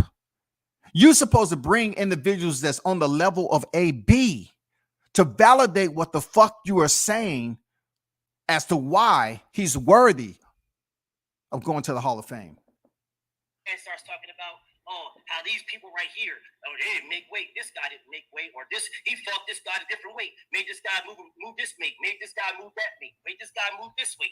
The last I checked, Manny Pacquiao, a for sure first ballot Hall of Famer, a guy who is also on this list of 21 motherfuckers who are a 4-division champion.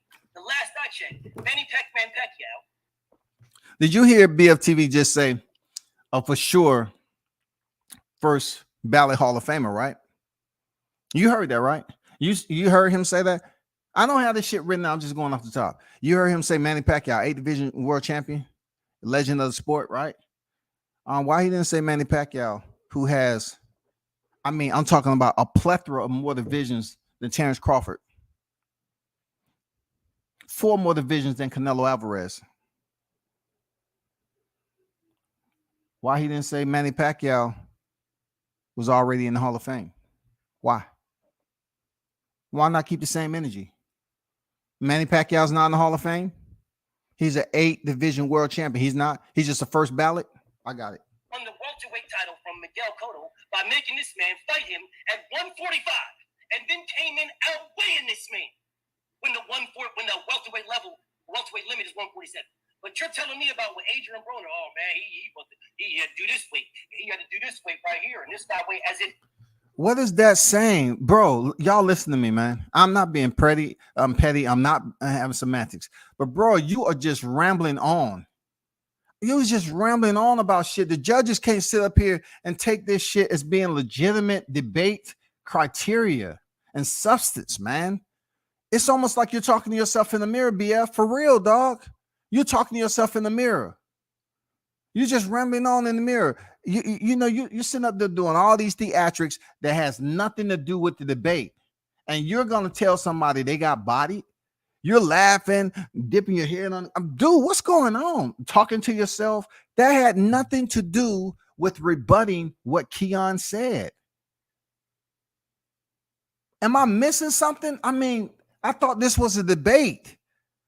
This is not giving somebody credit because they mentioned some numbers early on and say the reason why I'm gonna give him the second round because he threw some numbers up in the air. And I was like, oh shit, they didn't come right back down. They floated up there a little bit, so they had to have something. Okay, yeah. No. Adrian Broner is the only nigga on earth who has to fight somebody in a different weight class. The last I checked, Canelo has his own weight class of 155. But yet Canelo Alvarez, I say again, is a walk in the park Hall of Fame. First ballot without question, 4-division champion. But here this man is telling me, oh, he ain't this. He didn't do it the same way I did the first. Canelo, he's not in the Hall of Fame, right? But he said Crawford was Hall of Fame. I got it. Your feelings over facts. Your feelings about this man's potential. Your feelings, and nobody in here told me what this man's potential was until I told you. But again, your feelings over facts. Here we go. You BFTV, listen up, bro. You're mentioning feelings over facts. Judges, you're hearing him say feelings over fact. That is not anything to validate his argument. That's just a waste of fucking time. Real talk, it's just a waste of time. It's gibberish. It's garbled. Now you're trying to get to a personal as you're trying to make fun or make light of what you believe the behavior is for Keon. You're saying feelings over fact, feelings over fact. That's irrelevant to anything, bro. If you're going to be on these panels, man, y'all judges have to do better, bro. They don't have shit. Feelings over fact, feelings over fact, feelings over fact, feelings over fact, feelings over fact. If I say that shit 20 times, are you going to give me credit? Am I going to build my credit up with saying feelings over fact? Seriously, does that have anything to do with my argument?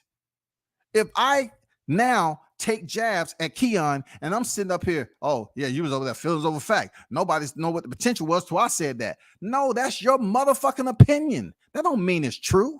That's the point. You think just because you say facts is fact. It isn't. It isn't fact. You got blown out these first 2 rounds. Blown the fuck out, dog. This isn't even close. And y'all robbed Keon of a debate. If y'all gonna do this debate, y'all need to have some judges up there that's gonna be fair, man. Not the ones that's afraid and sitting up there. I don't want to piss BF. I don't want to piss BFTB off. Oh, I want to be a part of the graveyard. Please give me a t-shirt, man. Shut the fuck up. Feeling, oh, I feel like Adrian Broner should be this, and I feel like it. Well, guess what? Your motherfucking feelings don't mean a goddamn thing to these damn facts. And that has nothing to do with the debate, judges. This has nothing to do with the debate. Now he's doing what BFTB does. Just rah. That's what we listen to. Gibberish. That's what it is. It's gibberish. It's him expatiating his point. Okay? Wandering off intellectually, if you want to Google the word. Wandering off intellectually, okay? I mean, you're talking about feelings over fact, feelings over fact. How many times does he have to say that before a judge speak up and say, hey, BF, stick to the topic, man. Stick to the topic. Because there's no way you're going to tell me he's getting points.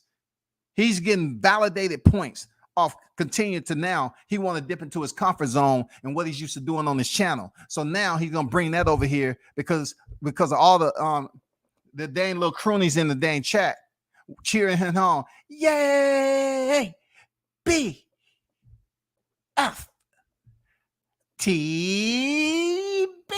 No, that's not the way it works, man. This not a cheerleading. This ain't a pep rally. Dude keeps saying feelings over fact. This has nothing to do with the debate. Fact of the matter is, this man is less than 1/3 of a percent. He is in a group, the company of less than 1/3 of a percent. Then you run around here telling me, oh man, This guy didn't beat nobody, and this guy didn't beat nobody, and this guy, he didn't beat no Hall of Famers. What Hall of Famers did Arturo Gatti beat?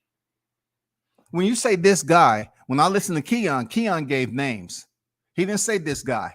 He gave names. Who is this guy? This guy ain't in the Hall of Fame. You cannot compare the two.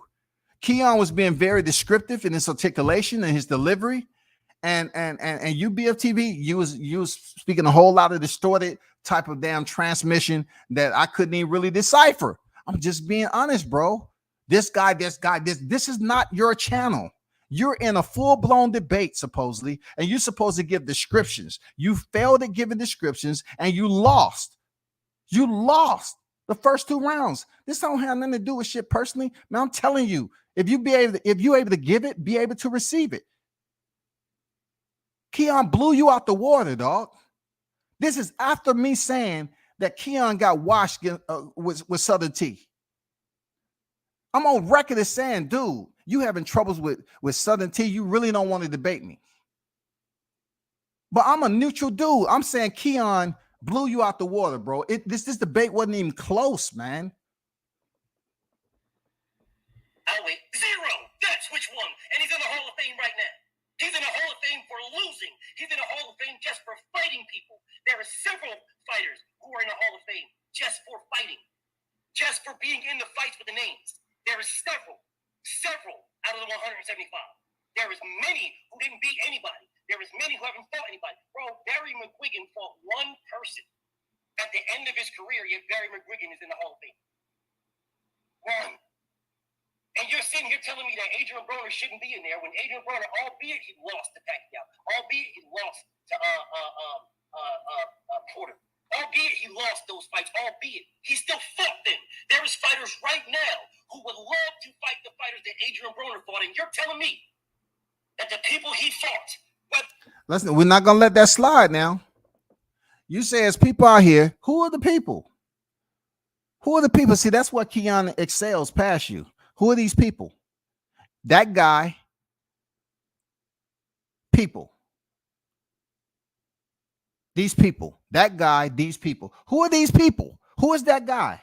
You're not being descriptive. This ain't motherfucking goddamn Mr. Rogers' Neighborhood, goddamn it. This ain't Sesame Street. We ain't playing around with little kids and we can just say anything we want with an expression on our face and laugh. And they say, oh, no. You're talking to grown-ass adults. Who is that guy and who is these people? Who would want to fight who Adrian Broner fight? Is the question. I would rather you being descriptive about who you're talking about, because you just can't say it'll be plenty of guys that want to fight the guys Adrian Broner fight. Well, guess what? If they was going for a title, I'm pretty sure they would, because boxing has that type of redundancy to it. Really, everybody's career is raised up different. You know, you find an opponent. You slip in there. Let's just say, for instance, Canelo Alvarez. Just using Canelo Alvarez. What was the first title Canelo Alvarez won at 168? BFTV. What's the first name? What's the first name that come to mind? You know that name, right? Because you love bringing up Canelo Alvarez in a debate that don't even pertain to him. But he went up there and fought for a WBA regular, right? Who did he fight? Who did he fight?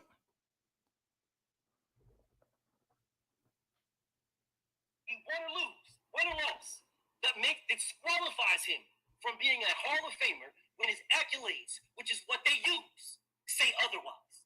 And you're telling me about vacant titles. I say again, Canelo won vacant titles. Terrence Crawford, vacant titles. Bro, there's a litany, and I'm talking about right now.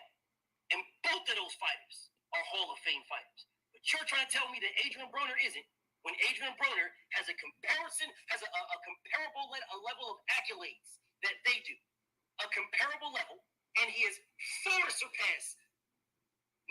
That's amazing. This coming from somebody who would say, you know, he'll talk about certain fighters and say they're bums.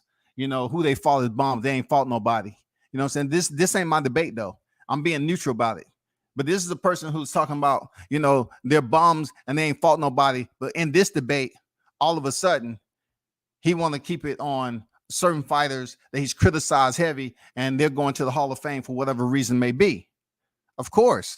But we're talking about worthy. We're talking about worthy. If Keon feels that Adrian Broner isn't worthy, that's his opinion to basically argue that point. Worthy. Why I don't think Adrian Broner is worthy of the Hall of Fame. You're talking about the Hall of Fame as if you're there with a jacket on yourself and you go. Okay, you good. No, you're not. You right there. Both of y'all. Let me see. Okay, go ahead. Go in. And make sure you get your jackets. They're going to be over there. You right here. Nope. You and you. Come here for a second. No, not this year. Not this year. 6 of you. Come on up here. What's my number? What's my number so far? Oh, for real? 30? God damn it. So out of the 30, who did I turn away? I turned away 6. So 6, let me see, 6 subtract carry the 1. 30, let me 6 from 30. Let me see, 24. Subtract how many divisions? Okay, the ones I freaking turned away. How many divisions how many championships they won in the divisions? Where are they from, first of all? How many belts did they won? Was it regular belts or shit, man? Hey, I need a break. Can somebody come over here relieve me? I just need to take a break. It's not that fucking easy, dog. You acting like you're at the door of the Hall of Fame and you're sitting there like, yeah, okay, anybody, boom. You know, Adrian Broner, he's did everything he's supposed to do. The whole entire word that I basically put on the screen was worthy. Do Keon believe Adrian Broner is worthy? That is the debate. That's all. Like I said before, if we're going off straight for divisions and shit like that, all Keon had to say is, yeah, we have several fighters already that's 4-weight champions that's in there that fought for vacant titles that's in there. But I'm debating as to why I feel Adrian Broner isn't worthy. That is the debate. Get the shit right. 90%, no, 99, more than 99, 99.99999% of the fighters who have ever fought, he has surpassed them all. And you're telling me that because your feelings that this nigga's fat, or feelings that this nigga didn't do this, or your feelings that he didn't do that, that your feelings is... See, this is him on his channel, man. It has nothing to do with the debate. Saying feelings over and over again has nothing to do with the debate. You won't make the Hall of Fame. Well, guess what, my brother? The facts say otherwise. Now I'll give you back some time to try to do it. All right, let me catch these super chats real. To me and Young Billy too. Y'all go sub this channel as well. I ain't gonna. Shout out to my brother E White. Yeah, shout out to my brother E White with the $10 in the super chat. Peace and respect to the platform. Shout out to you, bro, because I don't want to mess up your.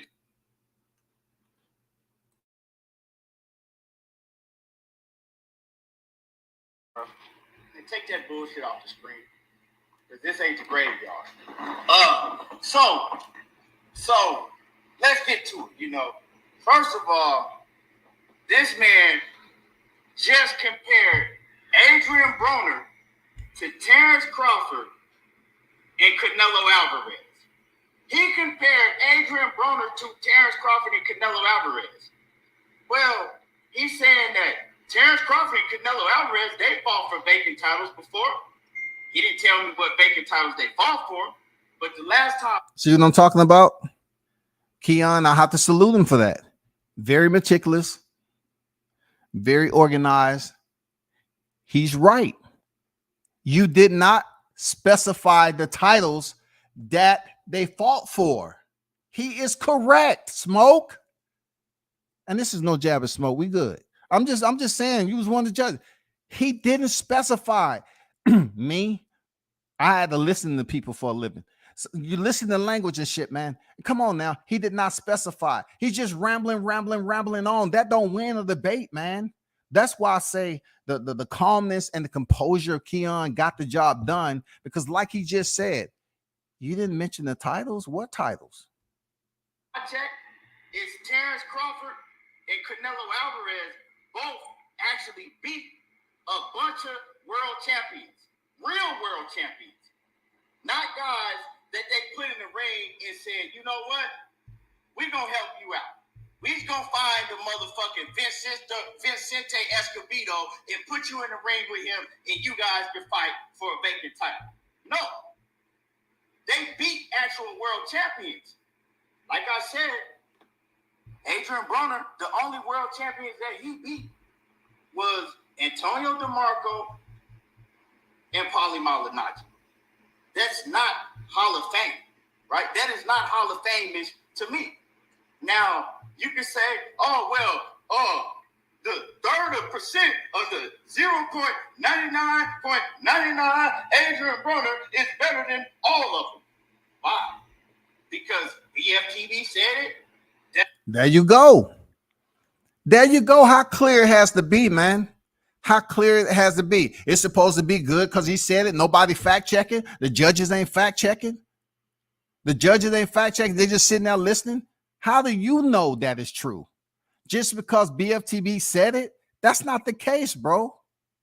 You are having a full-blown debate, regardless of how you feel about anybody.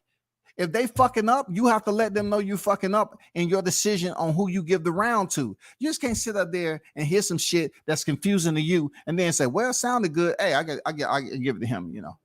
No, that's not the way it should work, man. It's supposed to be a fact that Adrian Broner is better than 99.99, and if you add and multiply 1/3%, that makes Adrian Broner a Hall of Fame fighter. I mean, you said a whole bunch of shit, but it didn't make no sense. Because, like I said, if you want to get down to the facts, when we think about Hall of Fame, we think about the best fighters in the world, right? Fighters that gave us something to remember. That is. Once again, Keon highlighted a very important point. They gave us something to remember. Why is Rocky? Why is Sylvester Stallone in the Hall of Fame? Because we remember him being on the silver screen boxing movie and getting his ass beat. And, you know, hear Adrian say, you can't win. You know what I'm saying? You can't win. Look, he never was a professional fighter, dog. Keon said they gave us something to remember. Remember. I will lean heavy on that. That's just another piece of the armor as to why I believe he's up 2-0 right now. He said they gave us something to remember. Damn, dog. He gave us a lot to remember, but it wasn't wins. It wasn't people that he beat. Right? Now, if we want to go to Canelo, if we want to go to Terrence Crawford, I guarantee you they have wins on their resume that's a whole lot better than Paulie Malignaggi. Because that's actually the best win on Adrian Broner's resume, Paulie Malignaggi. Or Antonio DeMarco. Are either one of those guys A-level fighters?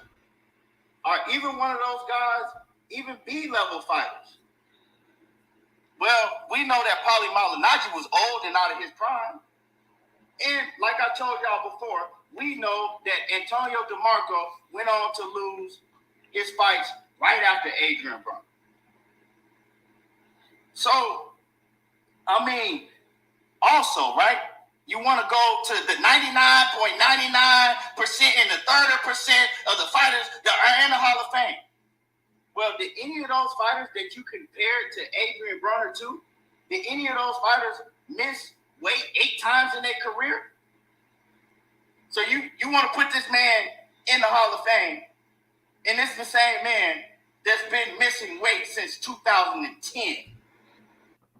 Damn. He said he been missing weight since 2010, y'all. We in 22. We in 22.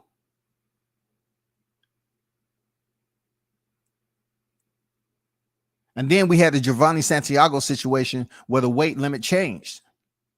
Well, once again, Keon giving specifics, which is very, very important. It's a priority when you're debating.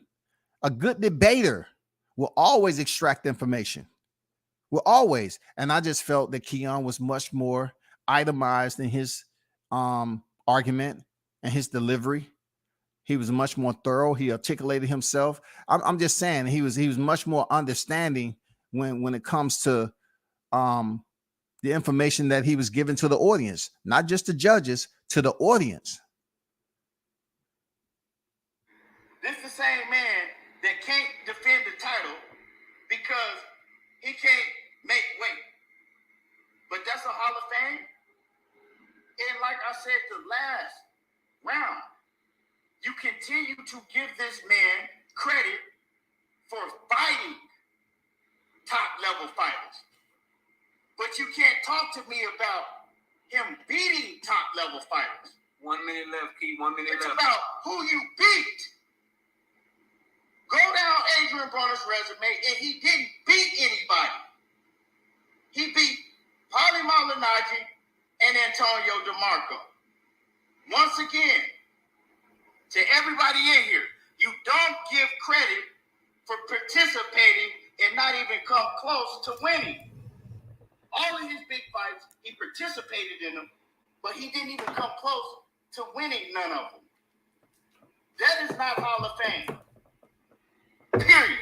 You know, I'm done. I don't got nothing else to say. Well, he said he don't got nothing else to say, so he shouldn't have said that shit to start out, to be honest.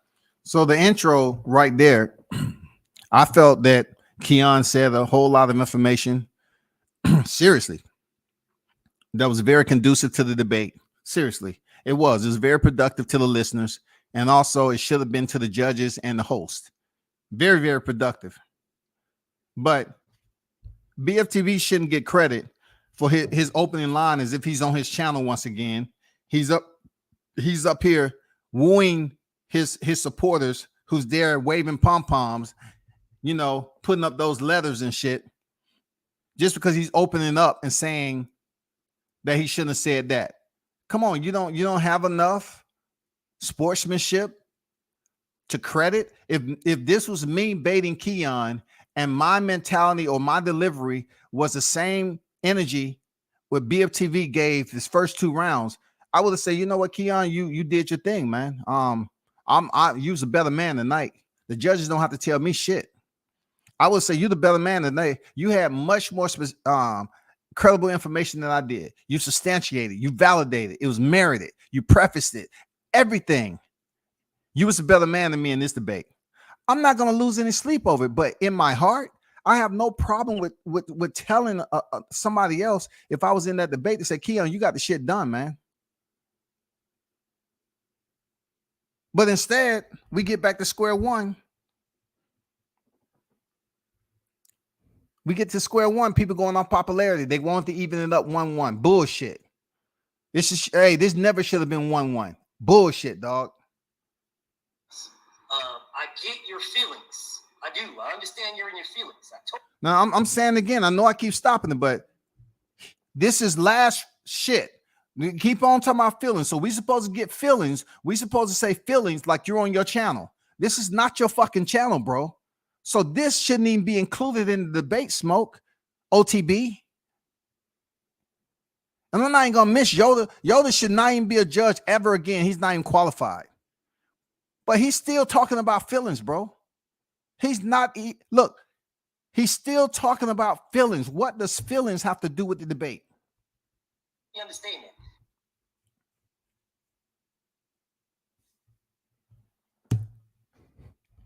What does it have to do with the debate? Y'all tell me. Let me get to some of these. 10-point must is interesting concept. Probably too complex for judging right now, but I think it can get there. Smoke. It's plenty of people that I deal with on the YTC, right? But you know I have a different level of respect for you, bro. You've been in several of these damn deep, long, drawn out, early in the deep darkness of the AM debates. All right. Even myself has been in that. But you're trying to tell me out of 3 rounds, somebody cannot gauge a debate as being a 10-9? 10 times 3 equals what again? We cannot go off the number system. It's too complex. We're just going to say, Well, because that round may have been a 10-8 round, man. And look, Smoke, you specify why you think it was a 10-8 round. Well, so-and-so rebutted this. You say he was a pay-per-view star when he only had one pay-per-view. So how are you validating that? If he only had one pay-per-view, what numbers are you talking about? Where are we basing these numbers off of? And then you're talking about he's selling out. What numbers are we basing this shit off of? This is just not a free-for-all to sit up here and say, oh, he sold out arenas. We're not fact-checking. That's a 10-8 fucking round. Because when you're in a debate and someone checks you on false information, when you're up here talking about feelings over facts, well, you didn't kick facts in the first. You got caught up. He caught you. He caught and shoot. He catch and shoot. He caught that shit and he gave you one straight back. Pop, pop. That's a 10-8 round, dog. What's the difference between adding up numbers? Man, we can do numbers. It's only 3 fucking rounds. It ain't 6, 8, 12. It's 3 rounds. We can't add up numbers. Is 30 higher than 27? I'm just saying, is 30 higher than 27, goddammit? Is 13 times 3 52? If it ain't, then go to your calculator on your phone and say, okay, let me put this shit in the calculator and see what the fuck it is. And then you say, hey, it came up to this right here. Per the scorecards, we have Keon winning this.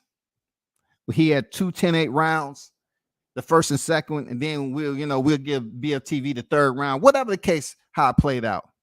But I clearly thought that Keon won the first 2 rounds. Clearly. We don't have to go to the third. That's why I'm not even playing it. We don't have to go there. We don't. Come on, Smoke. Smoke dog. I know. I'm just trying to get this over because I know when it gets in that, it's going to be full blown. The coin flip is mirroring football. What do we expect from Texans? I just say the coin flip for each round because it opens it up for unpredictability. Some people may not be good going first. Some may be stronger going second. You know what I'm saying? It really switches things up because you get to listen to who you're debating against and you get to build up your recall memory and catalog information and then regurgitate it back. It should be a coin flip, dog. It should be a coin flip for each round of these debates, Knockout. Now, you can take it however you feel. You can feel some type of way about it, whatever, but I'm not coming at your shit any old type of way like I'm discrediting it. I'm just saying it didn't go down the way it should have last night. I call that shit down the middle, bro. Y'all robbed Keon of a victory if y'all keeping stats. You know what I'm saying? Y'all robbed the man of a victory all because of popularity, period. I'm not saying you did, Knockout. I'm saying the judges on there got it wrong. Every one of them from Smoke to Yoda to OTB, y'all got the shit wrong, yo. Seriously. That's my opinion. Because this guy was rambling on. That guy, BFTV, he was rambling on. No, this is not your channel. So whatever WCS do on his channel, it fucking don't matter if I'm on Knockout's channel in the debate. So all the clownish ass shit that was going on, it shouldn't matter when it comes down to somebody grading me on the debate. I shouldn't be able to go ahead and get away with shit I do on my panel just because it looks and sound good. Okay, let's talk about this too. Bruce said then them Mars timing out people. They were, bro. That's why I'm telling you, Knockout. Turn off the fucking comments. Now, it all depends on, how this can go left or right. Because I'm gonna tell you straight up, if you're doing it for the motherfucking boxing culture on YTC, cool. If you're doing it for the damn super chats, okay, you're doing it for the super chats. But you need to put some restrictions on there. Only individuals who's been rocking with you for 30 days, 60 days, whatever. You put a restriction on that mother. You just don't have an open ass panel If it's all about super chats and you need people giving you super chats, okay, that's you. I don't get involved with people money. But you need to put some restrictions on there on subscribers. How long somebody's been subscribed to your channel to narrow down. And also your wrenches, bro. They was timing people the fuck out in the chat. That's fucked up. I know you mentioned stop, don't time nobody out. Okay, I watched the motherfucker. I know you mentioned don't time them out. But the fact that these people up here timing people out just because they have a difference of opinion, that's not the way this shit's supposed to go, bro. I'm just being honest, man. Retro boxing documentaries, what's good, blood? Salute. He said AB is not Hall of Fame material, period. Bruce, you also noticed that the knockout guy was blocking everyone in favor of the ETB guy. What knockout guy? Blocking everyone in favor of the ETB. I don't know about that. You saying that he was not blocking? I know of some people that was getting blocked, and that was fucked up. People was going ham in there. It should be strict. Look, it should be strict rules. You do that shit once. If I tell you ahead of the debate, I don't want anybody getting blocked. Don't block them, and you block them anyway, I'm blocking you. Period. Because the wrench is supposed to have some type of damn integrity, right? They supposed to respect the host. Look at any chat that has more wrenches in it than people. It's not a chat I want to say anything in. True words. True words, because I've been there too. I've been there. Smoke say, damn, Scotty, read your description, and now I regret doing so. That picture of human excrement you offered was revolting. It was supposed to be revolting, man. It's supposed to be revolting. You know why? Because I hold adults to a certain standard. We have too much of that shit going on over in the YTC, where chats are people who run different lives behind the scene. But yet when they on here, they're like kids with cotton candy, bro. They're like kids in a motherfucking Chuck E. Cheese for the first time, eating that nasty ass pepperoni pizza. They love it. They know this shit is nasty as fuck as a kid, and it's still nastier as an adult. They still come in here and do the same thing. Let me dip this cotton candy on that pepperoni pizza. Pepperoni cotton candy. I love that shit. They know that shit is wrong, but they'll come in there and blatantly root for somebody else when they know they ain't winning. So what's the purpose of having the debate? Okay, you can have a debate. All you have to do is restructure it. You have the traction. You have people showing up. You getting the views. Cool. But you need to evaluate the subscribers. You need to put the subscribers restrictions on there, and you need to pretty much make it a point system. It's definitely can be 10-8 rounds, especially if someone get rebutted and they said something wrong.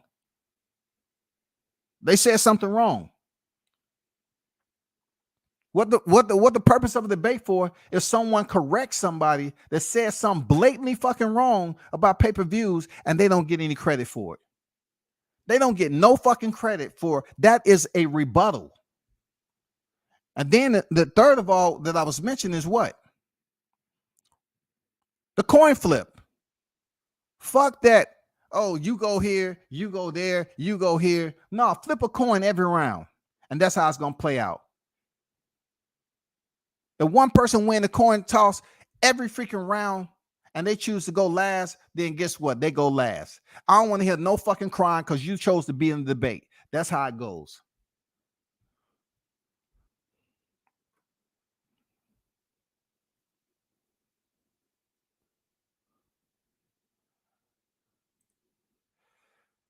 Maybe not. BFTB had the better argument though. Khan's argument was winning. Keon's argument was winning the big fights and get you in the Hall of Fame. Then rebut BFTB when he pointed out guys like Gotti. So you telling me one name is Gotti, but you didn't hear what I said about something to remember? I don't think Gotti himself should have been the overall goddamn sunshine to the entire round when we're comparing Adrian Broner, who once again the keyword The key word was worthy, with the 4 divisions and who he's fought internal to those achievements. You're bringing up Arturo Gatti. How does Arturo Gatti, in all its details, how does Arturo Gatti compare to Adrian Broner's record and the numbers and the quality of opponents that he fought and those opponents that he fight for a title? How does Arturo Gatti? Isn't that a fucking debate? If you're gonna say Gatti, you just can't say Gatti and don't give us any more information. You come out here with a third of a third of a third of a third of 99.999. You can't give us names. So he gets more credit for just throwing out a name, but he don't follow it up with why did he even mention Gotti to begin with, comparable to Adrian Broner?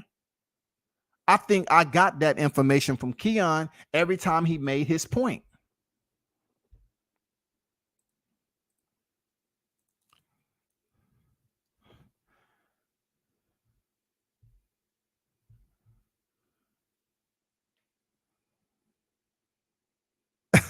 Max say Smoke believed AB was a Hall of Fame before the debate even started. Toby on deck was good. He said, look, Smoke will return fire, goddammit. He said, Max, not true or relevant. Not true or relevant, goddammit. He hit you with the goddamn 1-2 to the body on that. Not true, not relevant.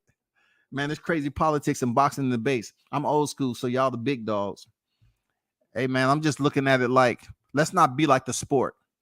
The sport of boxing doesn't have a president, one president. All right. It's a lot of corruption that we ourselves experience.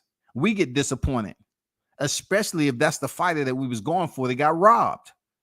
Let's not bleed this shit over and act like we can't separate what we're trying to push out, what standards we trying to change over here at the YTC if we have a platform to do so. You don't have to be the same thing. You don't have to just be so open-ended like it's the wild, wild west out here on the YTC and have no structure. If you're going to have debates over there, you need structure, bro. Or else it's going to continue to be people just pulling up on people on names that they're familiar with, dropping little bullshit ass biased comments. And then time you put the polls up, Knockout, it's irrelevant. It's pointless, bro. It's pointless because you got people foaming at the mouth waiting on you to put the poll up. Got my vote in. Yeah, got my vote. What the fucking what is going on? We don't need polls unless they're relevant in making the decision. Who gives a fuck about polls? The shit is biased as fuck, man. You, the judges, the hosts and the judges are the ones that's running the show. That's it. And also there should be certain qualification that a judge have to be a judge. Seriously. I'm just being honest, man. Because just think about this. What if you have, you know, let's talk about disloyal to the boxing game, Kwame. Now, Kwame, you can almost guarantee that's Adelina Bird right there. That dude gonna be extremely biased, and he gonna come up here and try to talk and give you a whole breakdown of why he feel this, and this, and then he gonna pick the opposite person that's supposed to win. I'm just being honest, bro. I'm being absolutely genuine when I say that shit. Kwame know it. Kwame know that shit. Kwame, you know you biased as fuck, man.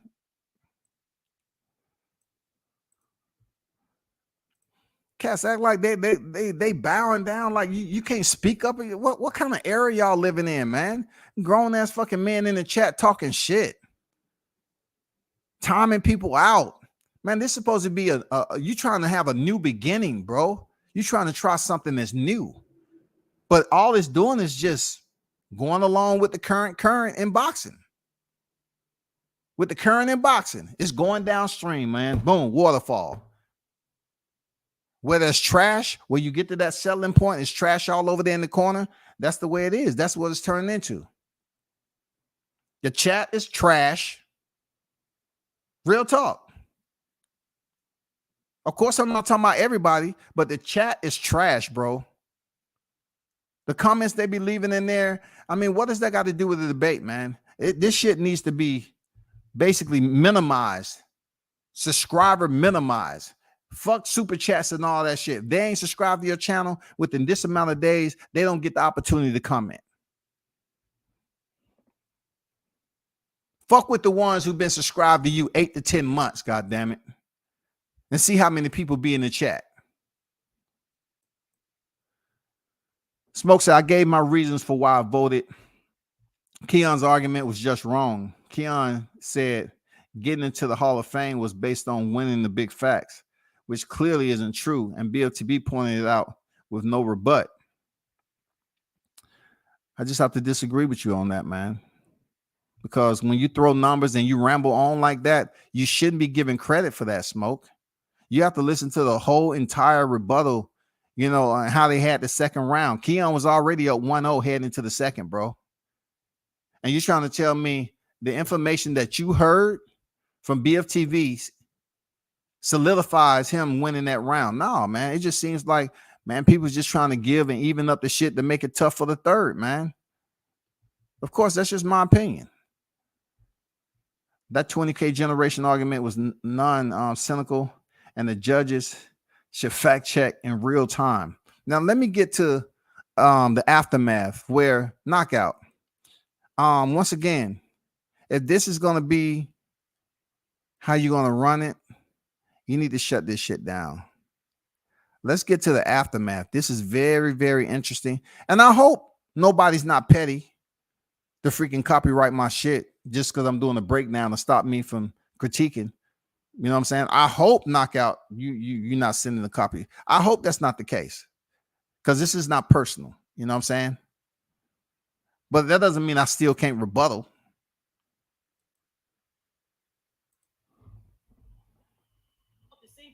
I can't fault Antonio DeMarco and he fought and champion. Okay, well, then he the fought only champion two like fighters everybody else.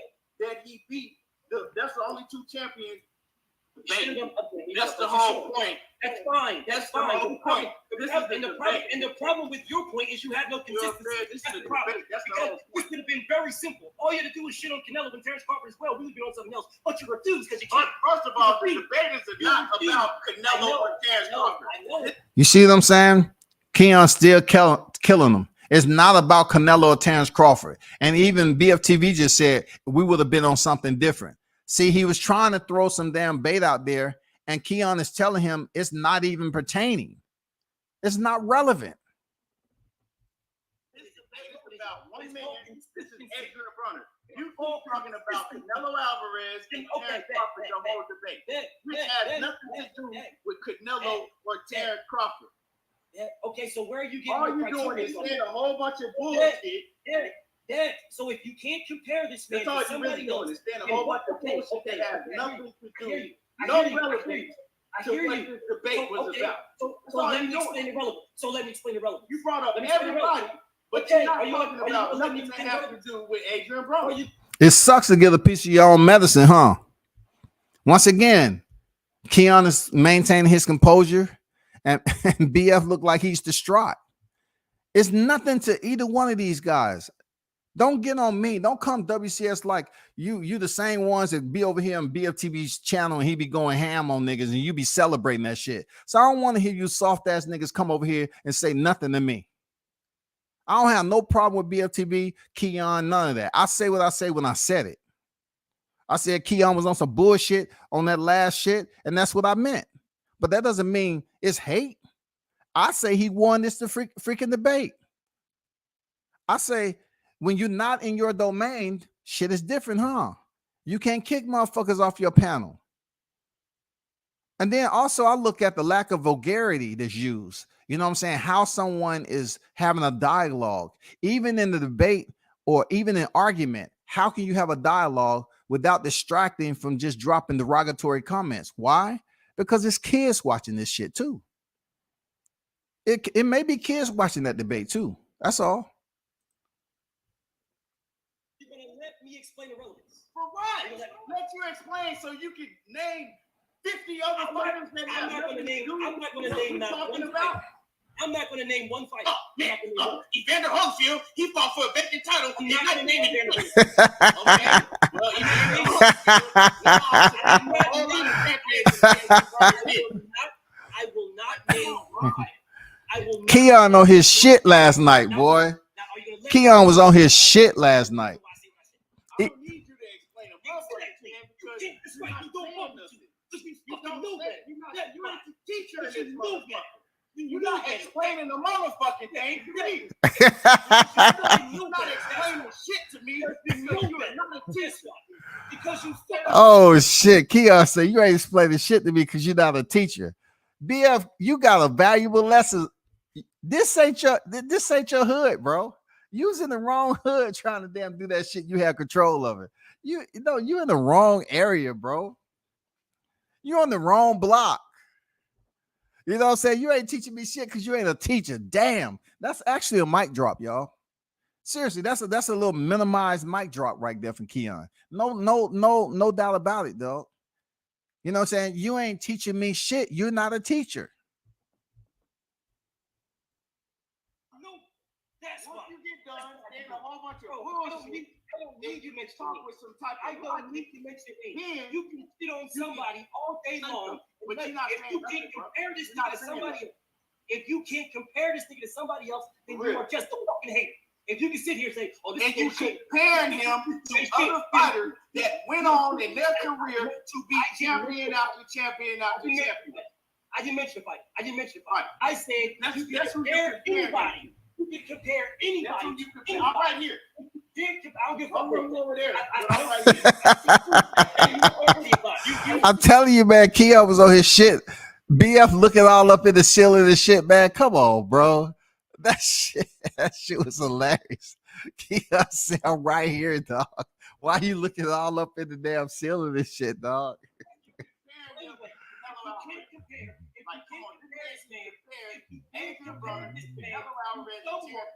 Where the fuck are you putting your criteria to down the man? Anybody in his career.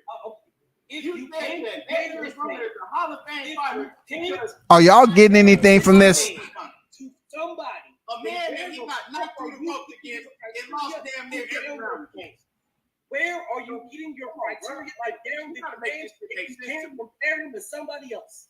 Where are you getting the criteria from? Like, you already gotta make fucking that make sense to me. You are comparing him from to say he ain't shit, say he ain't You know that. what I'm saying? Where's the body bag at? I'll ask the same question again. Who are you comparing him to get your criteria to say he ain't shit? Who you comparing him to?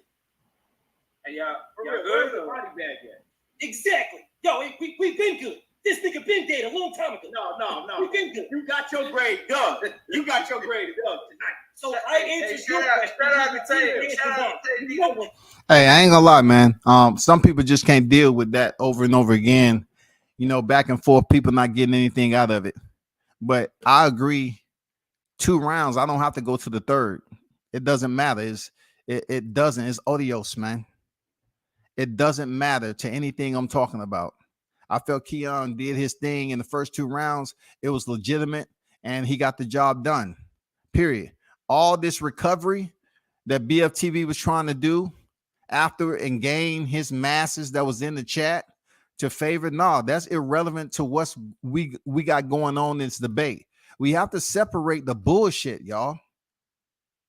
We have to separate it, period. You act like this is going to continue the next 5 or 10 years. People who act a certain way in their channel, they supposed to go over here to another channel and get the same respect and then say, okay, you got bodied. No, I would have to say Keon got that body back. You know what I'm saying? He buried BFTB yesterday. It wasn't no question about it, man. I don't care what judges got to say anything. It's no way in hell that you giving that second round to BFTB, who was rambling on about nothing, didn't substantiate any numbers.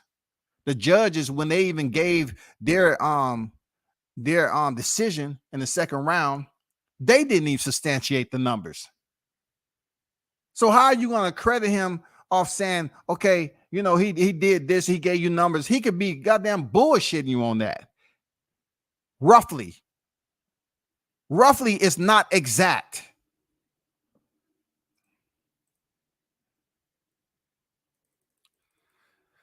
Pat say totally baller. I like the last West. Get the smoke. You did a good job, bro. You judge gave reasons for your decisions, and gave the debaters a chance to challenge your decisions. These numbers didn't dictate your decision. One thing about Smoke, he will elaborate. That's one thing he does. He will elaborate. You know what I'm saying? I've seen him in too many debates to think he can't debate. But even Smoke got robbed. Period. So I don't know, man. I stand firm on my shit. The judges got it wrong yesterday. But even when Smoke was over there, he wasn't going to get any justice, and he didn't get any justice. He didn't get any justice when he debated. This is why I support State Hall of Famers. Too many worthy candidates for Vegas, Philly.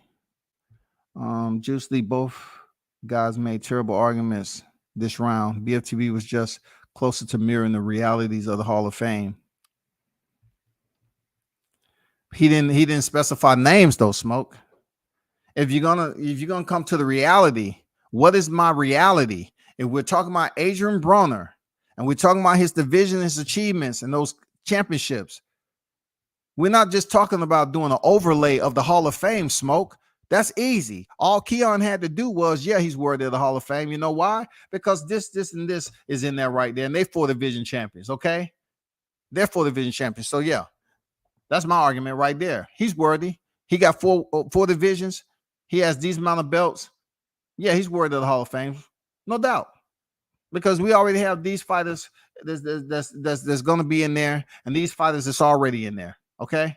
And let's just throw Terrence Crawford in there. He's a 3-weight champion. He's already in the Hall of Fame, which had absolutely nothing to do with the argument. Nothing.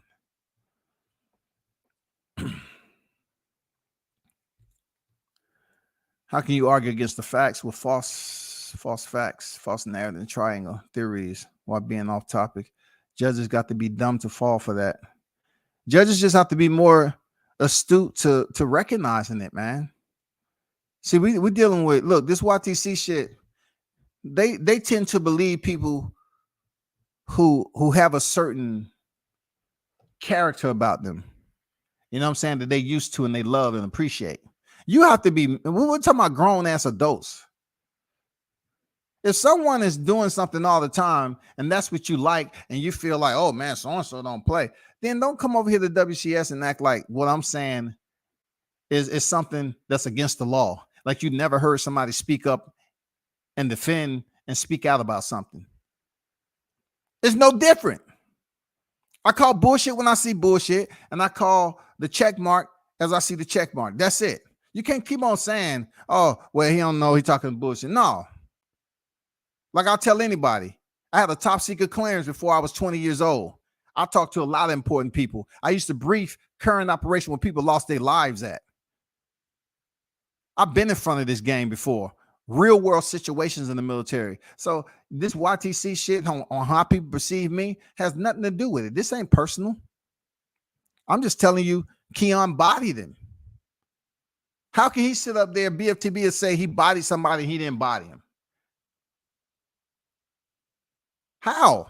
That is just a fun term to use. That's a fun, light term to use on this YTC. It's bullshit what it is. It's just like the facts. That word is abused on here when it's not facts, bro. Once again, another cliche, feelings over fact. It's a damn cliche term. And people get all, yay, here we go, feelings over fact again. I love it. I love it. Love it. Give me a B. Give me a, stop it, bro.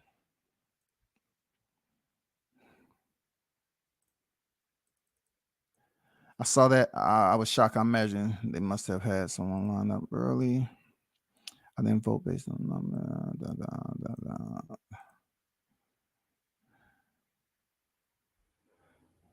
Just say, get the smoke. Do you believe AB is going to the Hall? Of course he is. I said that a while. You know, I said a while ago, AB is going to the Hall of Fame.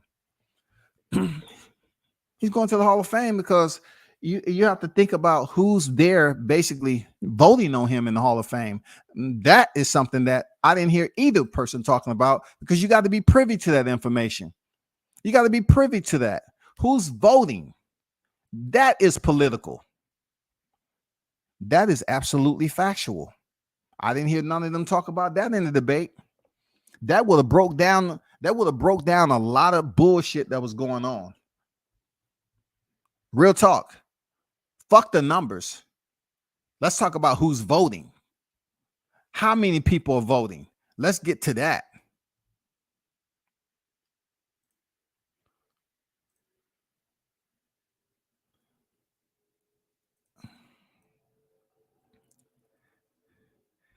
Eldol say BFB sound like you're going through menopause. Hey, tell him that, bro.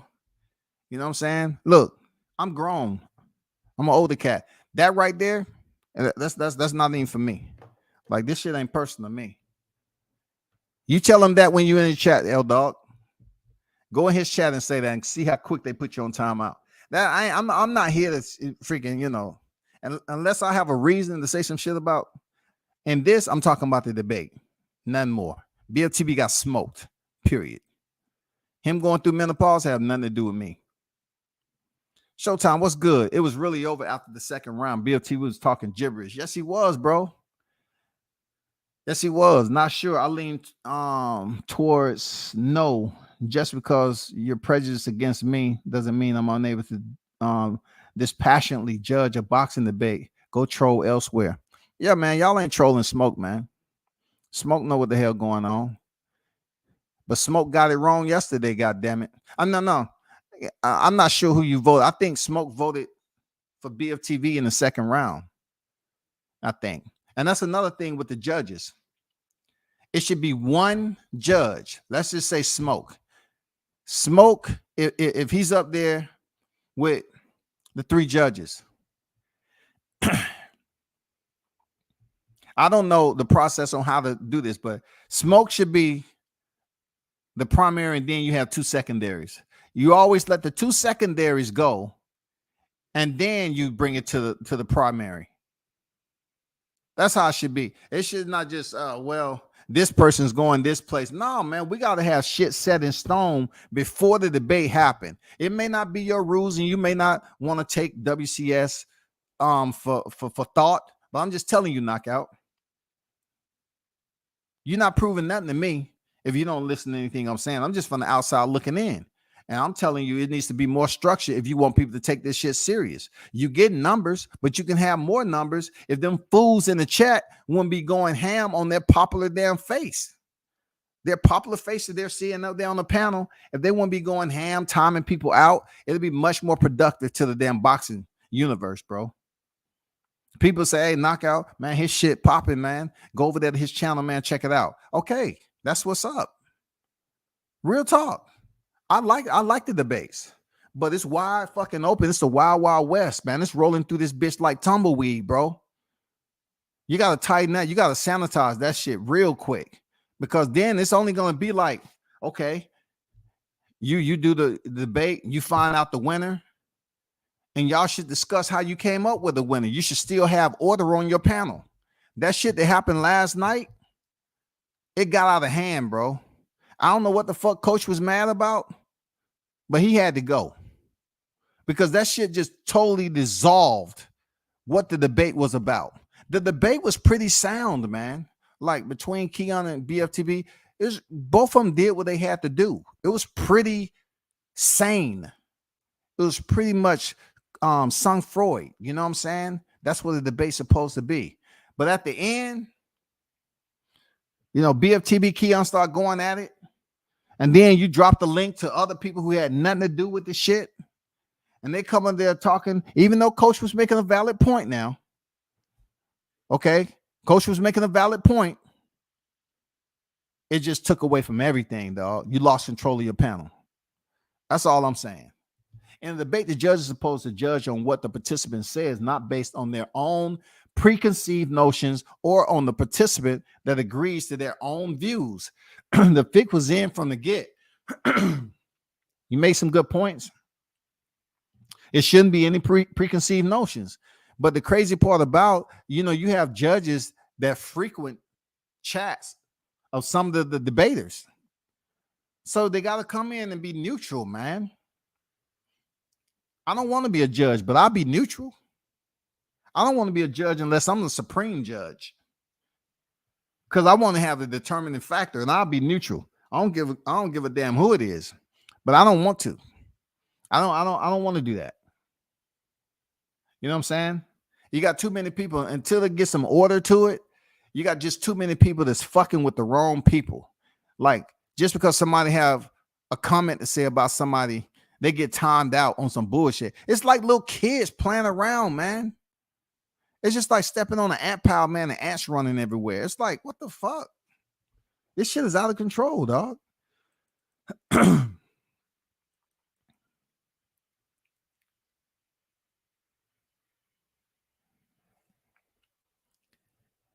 Smoke said, retro 2-1 BFTB. Knockout in the building. What's good? He said, you got a lot to say about judging and how debates should be run and called. You're self-critiquing my channel. How about you start your own stuff and get off my jock? So I didn't expect that to come from you, Knockout. You know what I'm saying? That sounds a bit, immature on your part. I'm not even knocking your debate. I'm just giving my critique. I never told anybody don't sit up here and go to your channel. And what does this jock mean? What does the jock mean? Coming from you, Knockout, that doesn't even make sense. What does jock mean exactly? What does jock mean, bro?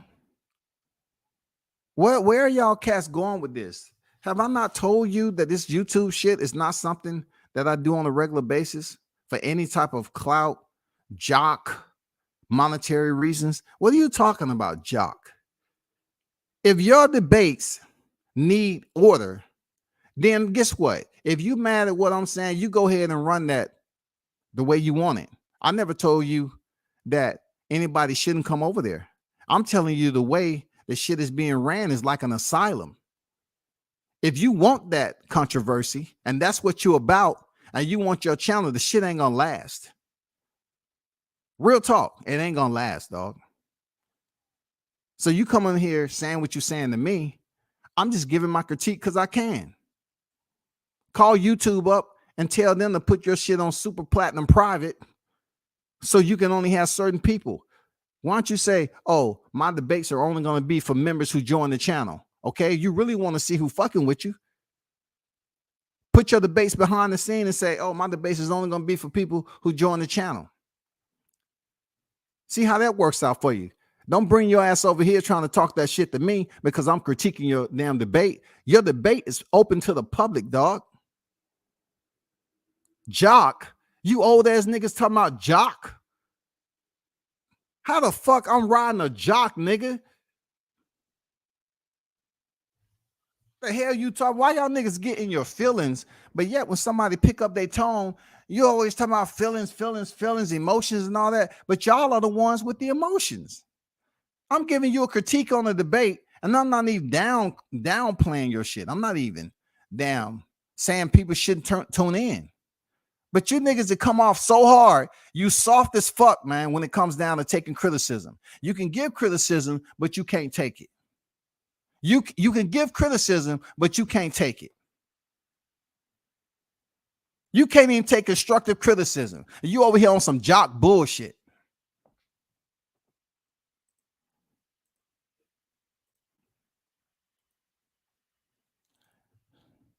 Hey, Knockout, there go the link just for you, Knockout.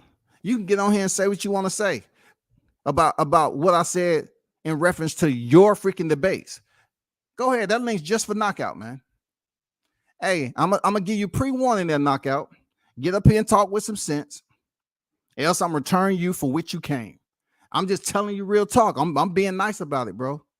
But I'm willing to hear what you got to say. I'm willing to converse and see and hear what you have to say. I ain't running from nothing. But you come over here whining, bro. Jock. Did you say jock? What jock are we talking about? What is going on with y'all dudes, man? What is going on with y'all dudes? Jock. Smoke. I want a knockout, bro. I want a knockout, Smoke. Hey, go ahead, Smoke. I respect it. Go ahead, Smoke. Say what you got to say. Knockout, that link for you too, man. Hey, what's up, man? What's up, Scotty? Yeah, that was earlier. That was Knockout been gone for a while. Hello, are you still there? It ain't the point, man. I'm pretty sure somebody in there No, listening. I was just saying. I was just telling you that Knockout has left the chat a long time ago. That's all. You're just kind of behind in the chat. Hold on for a second. Let me see. All I ever done is shout you out. See, you on some baby shit, man. I'm not sitting up here disrespecting your channel. I say it was chaotic. You don't know when a grown man is up here giving you constructive criticism and telling you about shit that's wrong about the debate format, but you act like I'm discrediting your channel. I'm not denying or trying to turn people or anything like that. I'm not trying to discourage anyone from going to your freaking debates. I complimented you and say I like the debates myself. Y'all so used to being combative all the fucking time. Y'all used to being around certain individuals where y'all big each other up and you're afraid to go against the grain and check that same person if it is wrong. That's immaturity when it comes to y'all, bro. Don't bring your ass up in my live chat talking some shit about jock. What is this jock shit? Go ahead, bro. Right. So I wanted to just address a couple of your points. And you can respond if you want or not, whatever. Hold up for a second, Smoke. My bad. Hold up for a second. Hold up for a second, Smoke. Knockout. He said anybody that rock with this clown shit, that man's doing unsubscribe from my shit. So you're telling people to unsubscribe for your shit, and then you're basically name calling my shit. I'm not even gonna entertain a mirror what you're talking about, Knockout, because you're being a child right now, bro. I will stand on mine. You being a child right now on some YouTube shit. No way you can support him and me at the same time. We two different. Man, please. You're sitting up here whining like a freaking baby, bro. You was the one over there challenging niggas to come to a boxing ring, and you can't even take constructive criticism about your format. About your format, bro. It was out of fucking control. It was out of control. And you over here whining. You tough ass niggas always talking about who you can get in the boxing ring and this, that, and the other. You can't even have a decent YTC constructive criticism about something. And you're up here saying clown ass shit. I'm far from a clown. You're handling clown ass shit, dog. Let me give you an example of clown ass shit. Let me give you an example.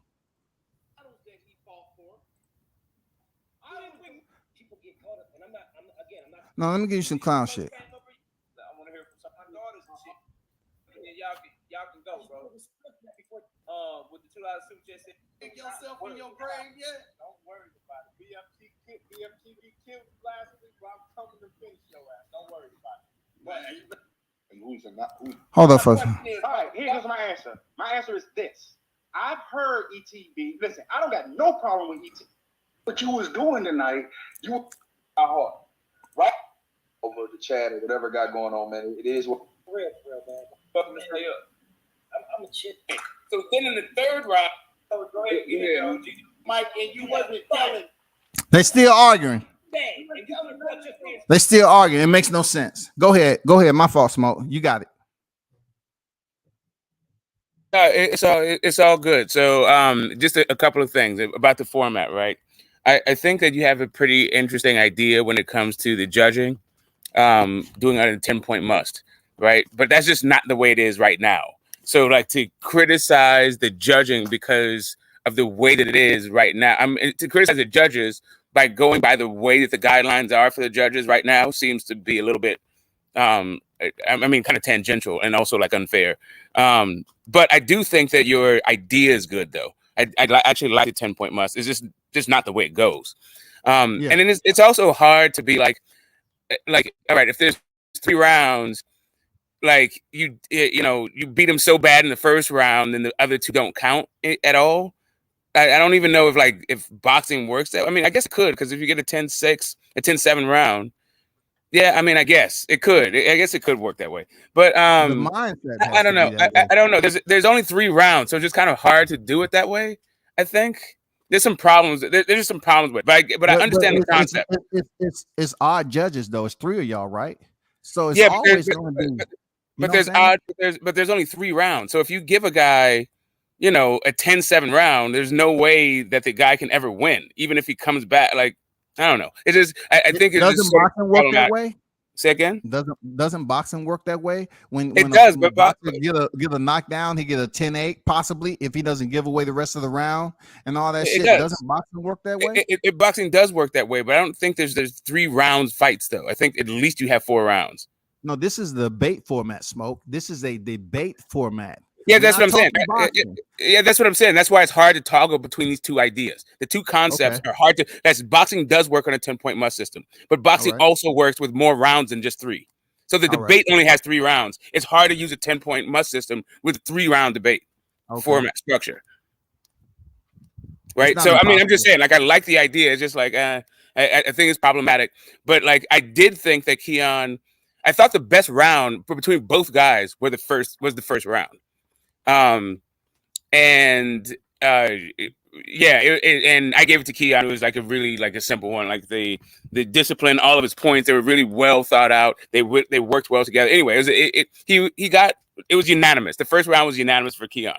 For both judges called it. Like he and the other, I don't remember what the other judge's name was. Sorry, but also the chat. Everybody scored that one for Keon. The next one though, the issue that I had, like really the thing that it turned on, because I thought they both made really terrible fucking arguments, actually, both of them. And then some good ones too. But the issue, the determining factor in the second round was the fact that Keon said that that people get into the Hall of Fame based on winning their big fights. And that's just not true. Right. And then so when what they BFTB remember, they remember, Smoke, what they remember.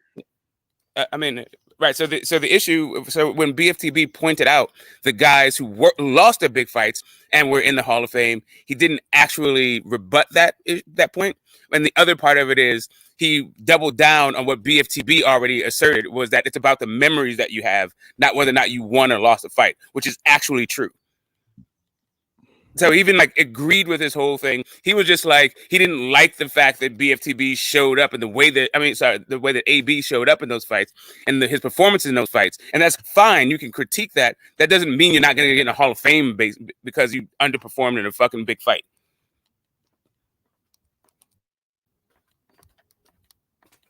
That was my issue with the that was good. Go ahead. That was my issue with the second round. What round were you talking about? You was talking about that was the second round. Yeah, that was the second round about whether or not AB gets in the Hall of Fame. Right. The issue of like whether I think he gets in the Hall of Fame or doesn't get in the Hall of Fame, that's immaterial. They're not like trying to.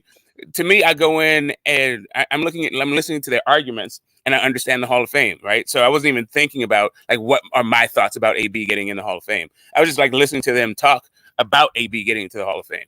And what BFTB said was way closer, like mirrored reality, way more than what Keon was saying. What Keon was talking about was his personal thing about the Hall of Fame. What he thinks it should be the criteria, which is fine if he would have like just fleshed that argument out a little bit more.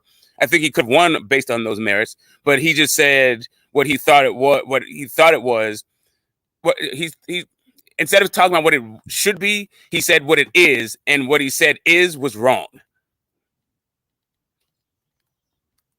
Right. So the numbers that open up the second round.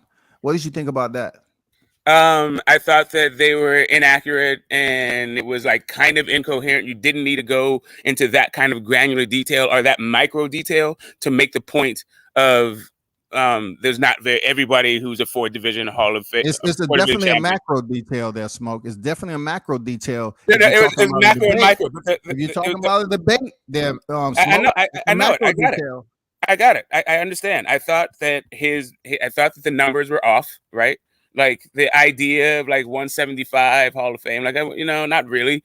A whole bunch of, but then he said roughly. So like, okay, fine. He said roughly. So I'm not going to eat his lunch on the exact number, because the overall point that he was trying to make was that for all of those people who've ever fought, very few get in the Hall of Fame. And those who do get in the Hall of Fame, very few of those guys are 4-division champions. Right. And so he was saying that basically getting into the Hall of Fame is only all you needed to be is a 4-division champion, which of course isn't true. right? Like that was a thing that got bounced off of, right? But that wasn't the whole of of BFTB's point. The whole of BFTB's point was that like not only is it hard to become a 4 division champion and all 4 division champions are in, but that it is the memories that you give over time, like over the course of your career, that is determining factors of whether you get in the Hall of Fame. And since both guys agreed that is the criteria, and both guys agreed that Adrian Broner meets that criteria, I'm not quite sure where else you're supposed to go with the argument. The argument can go strictly off his achievements as a fighter. When we talk about memories, I think Keon was trying to base off the memories of Adrian Broner. Outside of him being charismatic, how does it bleed over into his performances and lack of preparation? We also have to factor in potential and worthy. We can't leave that out. And also, if you're going to put numbers into the argument, you can't generalize what you believe BFTB was talking about. That's not a debate. That's not for you to do. You as a judge, you have to come up and you have to sponge it and you have to say, okay, this is what he meant. And that's what I got from it, because he sealed the deal with it. But you had, even yourself, your words was what you believe he meant. No, I didn't say what I believe he meant. I mean, all I can do is say what I believe he meant anyway. Like, even if whether I say that statement or don't say that statement, of course that's true. All I'm going off is what I believe he meant. Yeah.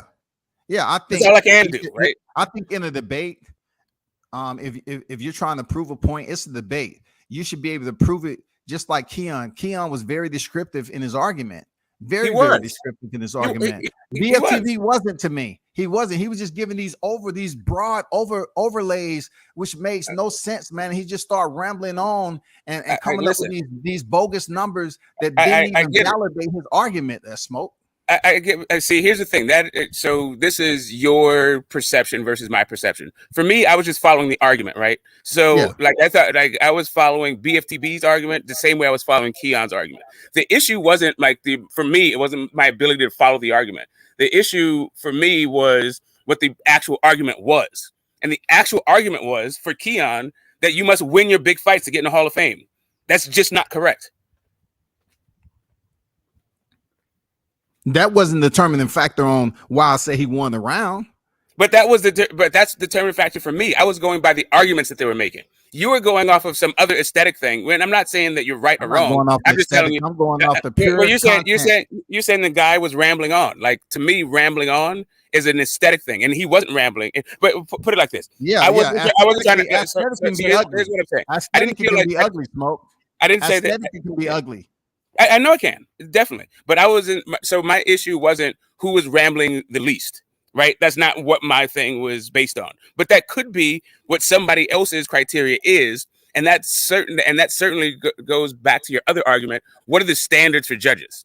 Like, if you can go like, hey, you know what, this guy's rambling on and on and on, I don't like it, and I'm just going off of fucking argument. Who's to say that you're right or I'm right? There is none. There's no standards right now in knockouts. Right. That is kind of an issue, right? So that is, the lack of standards is definitely like an issue, and I think you can like work on that and put it up and push it. Like right now, I feel like tensions are just like kind of high. Knockout is hosting this thing. It's a new addition to his channel, and it might be getting more it might be garnering more attention than everything else that he's been doing on the channel, and the criticism, it seems to be like constant, and I'm not quite sure if he values what the point is at this juncture in the evolution of the debate series, right? I think at some point he will care. Don't get yourself banned fucking around with WCS. Hey, it is what it is. But man, listen, I like knockout. I like knockout, but the reason why was over here whining earlier, he was over here whining like a big baby. I know, but so there was another stream early before I came to this one. I was on another stream, right? Before I came to yours, I was another one when they were talking about the same issue, right? And Knockout was in there too, right? So ever since last night, it's not even since last night. Ever since it's been a couple of weeks of this constant pointing at the lack of quality in the judging, right? So at this point, I think it'll all come to a head, and it will get reasonable heads will prevail and all this other stuff. But at this point, I think it's just a bunch of emotions running high. Let me say this to you. I think you, of all people, can be a voice in suggesting what you believe that criteria could be. If you are already choosing to be in that position, you have the intellect to do that. You have the you know how to process information, especially on the YTC streets. You know how the shit work. You've been in various multiple freaking debates. You know, Knockout, all he's doing is just establishing a debate on his panel consistently about different topics. Cool, but you still have to have structure. You have to have structure for people not to believe they're gonna come in there and say something wrong and get timed out in the chat. Definitely. So I think that's what I'm saying. I think that, you know, like for me, I would just like counsel patience for everybody involved. Like this very first time, like if you look at the very first debate, there was no time limit at all. Guys were just like rambling on for like half an hour, and all that shit. Like, but now he's like put some time constraints on it. This last debate was the first time the combatants went back and forth. And that was actually my suggestion. I was like what? It's a little bit too sterile to just like give a debate and then like judge on it. I think that so you suggested that it was too sterile. So after the winner has been determined, you suggested that they continue to converse and have a dialogue? Well, I just suggested that it should just be added at some point. The way where he added it was in the bonus round. I just said it should be added so that like I feel like both combatants would get something out of it, and the judges would get something out of it, and like the viewers would get something out of a more direct back and forth, right? Right. So that I wasn't just saying like as a bonus round, but just add that aspect to it. So he added it as a bonus round, and I think it had I felt like it was a successful addition, but it was my idea. So maybe I don't know. Maybe I would just like recuse myself and let what other people think. Somebody already said that they don't like the arguing. They come for a debate, not an argument. I can feel that. Like whatever. That's true. It got out of hand, bro. Well, I'm just saying, like, for me to even speak on it, for me to even speak on it, right? It's I'm telling you that I like it. Look, I'm telling you that I like it. I'm just giving constructive criticism for change. Not everybody's on that level of maturity to handle another person. They continue to think my life is based off my channel. I don't know how much I have to put together to tell adults in English, my first language, for them to understand that everybody doesn't have to do this on a daily basis. I don't have any goals with this shit being I'm looking for this to go this place up in the skies. That's not the case. But I know certain people like yourself, you're gonna listen and then you're gonna voice your expression, and you don't need nobody persuading or nothing. But last night I just felt like the judges got it wrong. And I listened to what you had to say, but I just felt the judges got it wrong with Keon losing that debate. Period. Right. And I'm not, and here's the thing. Again, like I am not here to talk about whether or not the judging is fair. I obviously don't think the judging is fair. The judging is fair. We can talk about how the judging isn't fair and like how ways that we can like reduce that. I don't know if the judging is ever going to be fair. Especially like I don't even know if the judging is fair in boxing, right? I don't know if the judging will ever be fair. I don't know that that's like really the point. There's a reason why in boxing they say don't let it go to the judges, right? But you can't do that in debate. There's no way to get a knockout in a debate, though. How can you get a knockout in a debate? Exactly. It's not possible. So that's where, as a debater, you have to go in with the idea of this thing is not necessarily about winning, losing, or drawing, but it's really just about standing your own ground, making your own case, and entertaining the people. Like what the fucking chat, like you said, it's like a popularity contest mixed with a bunch of people's opinions who have various knowledge on either boxing or ability to follow an argument or any number of fucking things that might disqualify them of being like a really like viable judge or an acceptable judge if you're looking for like a sort of an unbiased outcome. Like it's not. I don't know if this is not the right forum for that kind of like. I guess objective fucking conclusions. It's just not that. It's a popularity contest, a little bit of a free for all, but it's for entertainment purposes. It's not like going on your permanent record kind of shit, your resume. Like if you're a debater and your identity is somehow like wrapped up in somebody saying you got cooked in a debate on Knockout's channel, then it's probably not the right fucking forum for you, and probably like getting on panels is probably not the right thing for you. Like it's just kind of like it's just people in chat. It's like trolls in fucking chat talking shit. But they like, shouldn't be blocking people who's there for the support. People who's there to support. They shouldn't be getting blocked. And it's up for critique. You know, your live stream is up for critique. It's public record. You know what I'm saying? Wow. Period. Look, and you know, to put Knockout on notice, right? I support and rock with Teen Williams Jr. one. You know, he was one of these ones talking behind the scene, talking shit about my boy, and he don't even be on YouTube like that. My boy don't even, he's a good dude, but yet he was up here plotting that he get knocked out or lose against John Bowser. But I didn't stop supporting his channel. You coming over here with that damn soft ass shit for a knockout? You was sitting there laughing on the phone with Kano when he got stopped. That was your voice on the other end of that phone, Knockout. You feel me? So don't come over here with that soft ass shit talking about anybody who rock with me can unsubscribe. Fucking unsubscribe then. Nobody give a fuck about what you're talking about. So I think the idea in Knockout's head, and he can explain for himself. Please, Smoke. Don't talk for another grown ass man. Yeah, no, but no, I'm just saying that I've heard him talk about this thing, and I was there, and I witnessed what was going on. And hey, Big Boston Boxing, come back up, bro. Yeah, I think it's just all of the energy spent on a couple of knuckleheads in the chat, whether they're getting timed out for being knuckleheads or not being timed out for, or just voicing their opinion, their biased ass opinion.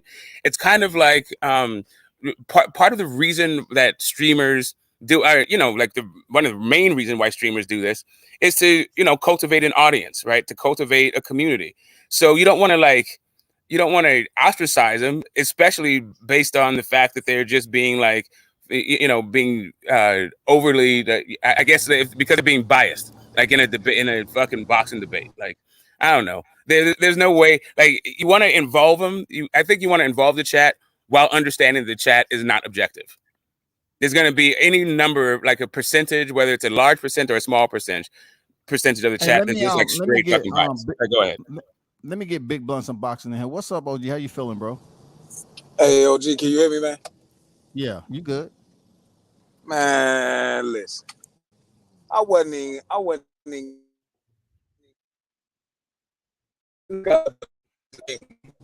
you going in and out, bro. I'll get off. You going yeah, in I'm and driving, out, man. I'm driving, so you know what I'm saying. All right. You good now, though. But yeah, man.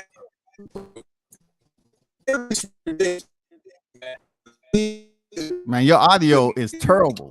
Your audio is terrible, dog. We can't hear him, and he can't hear us. Hey, Big No, I Bucks, can hear y'all. OG, you can hear me? Hey, you good now? Hey, look, I'm gonna go out. Who got that background?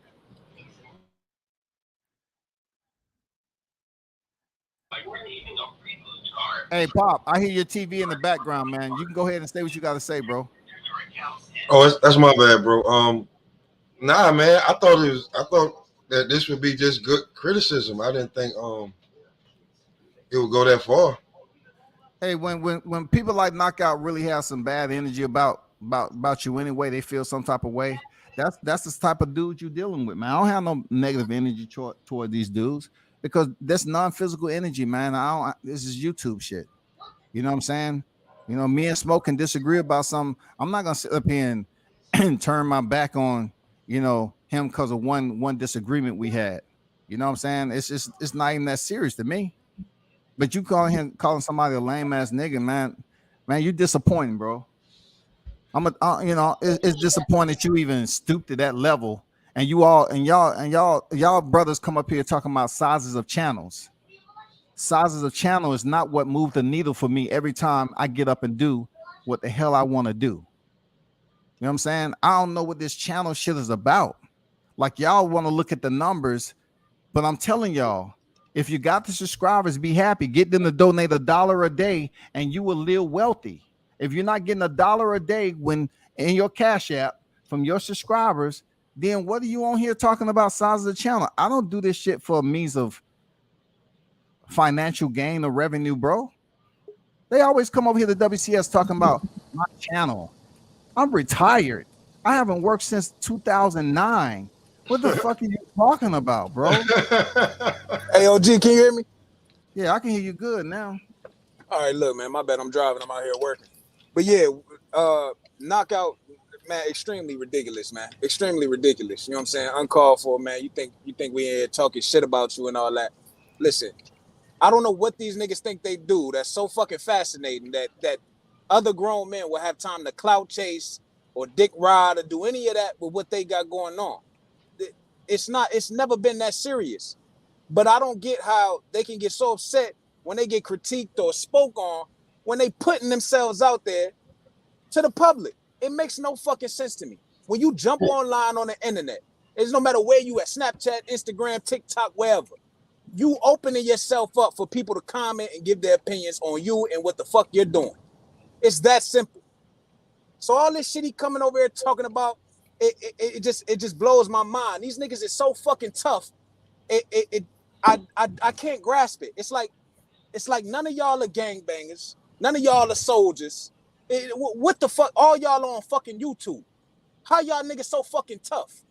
And they all, and it just blows my mind. And, you know, they way, like I said this before, they way older than me. I'm 29 years old. These niggas is mid to late 30s, you know what I mean? Early 40s type shit. What the fuck is going on? That shit last night, when we was talking about it in the heat of the moment, it was absolutely comical. I'm looking at my children in bed asleep for school. My baby sleep. And I know these niggas, I heard Keon telling the story about the time when his babies were babies, you know what I mean? He got high or whatever, had to crawl to the goddamn crib because he was so high for edible and all this shit.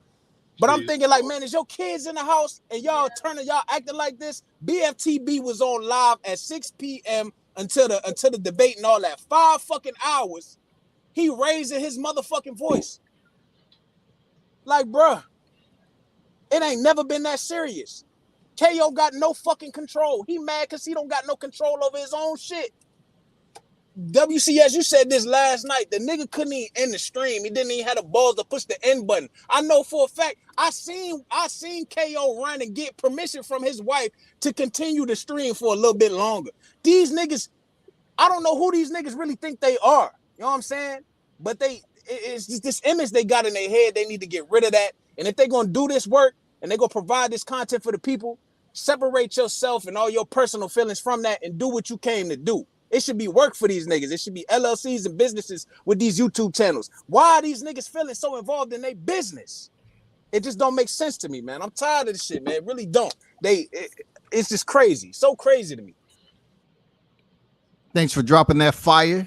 Big Bunch and Boxing in the building. You know what I'm saying? Appreciate that, brother. I look at it the same way.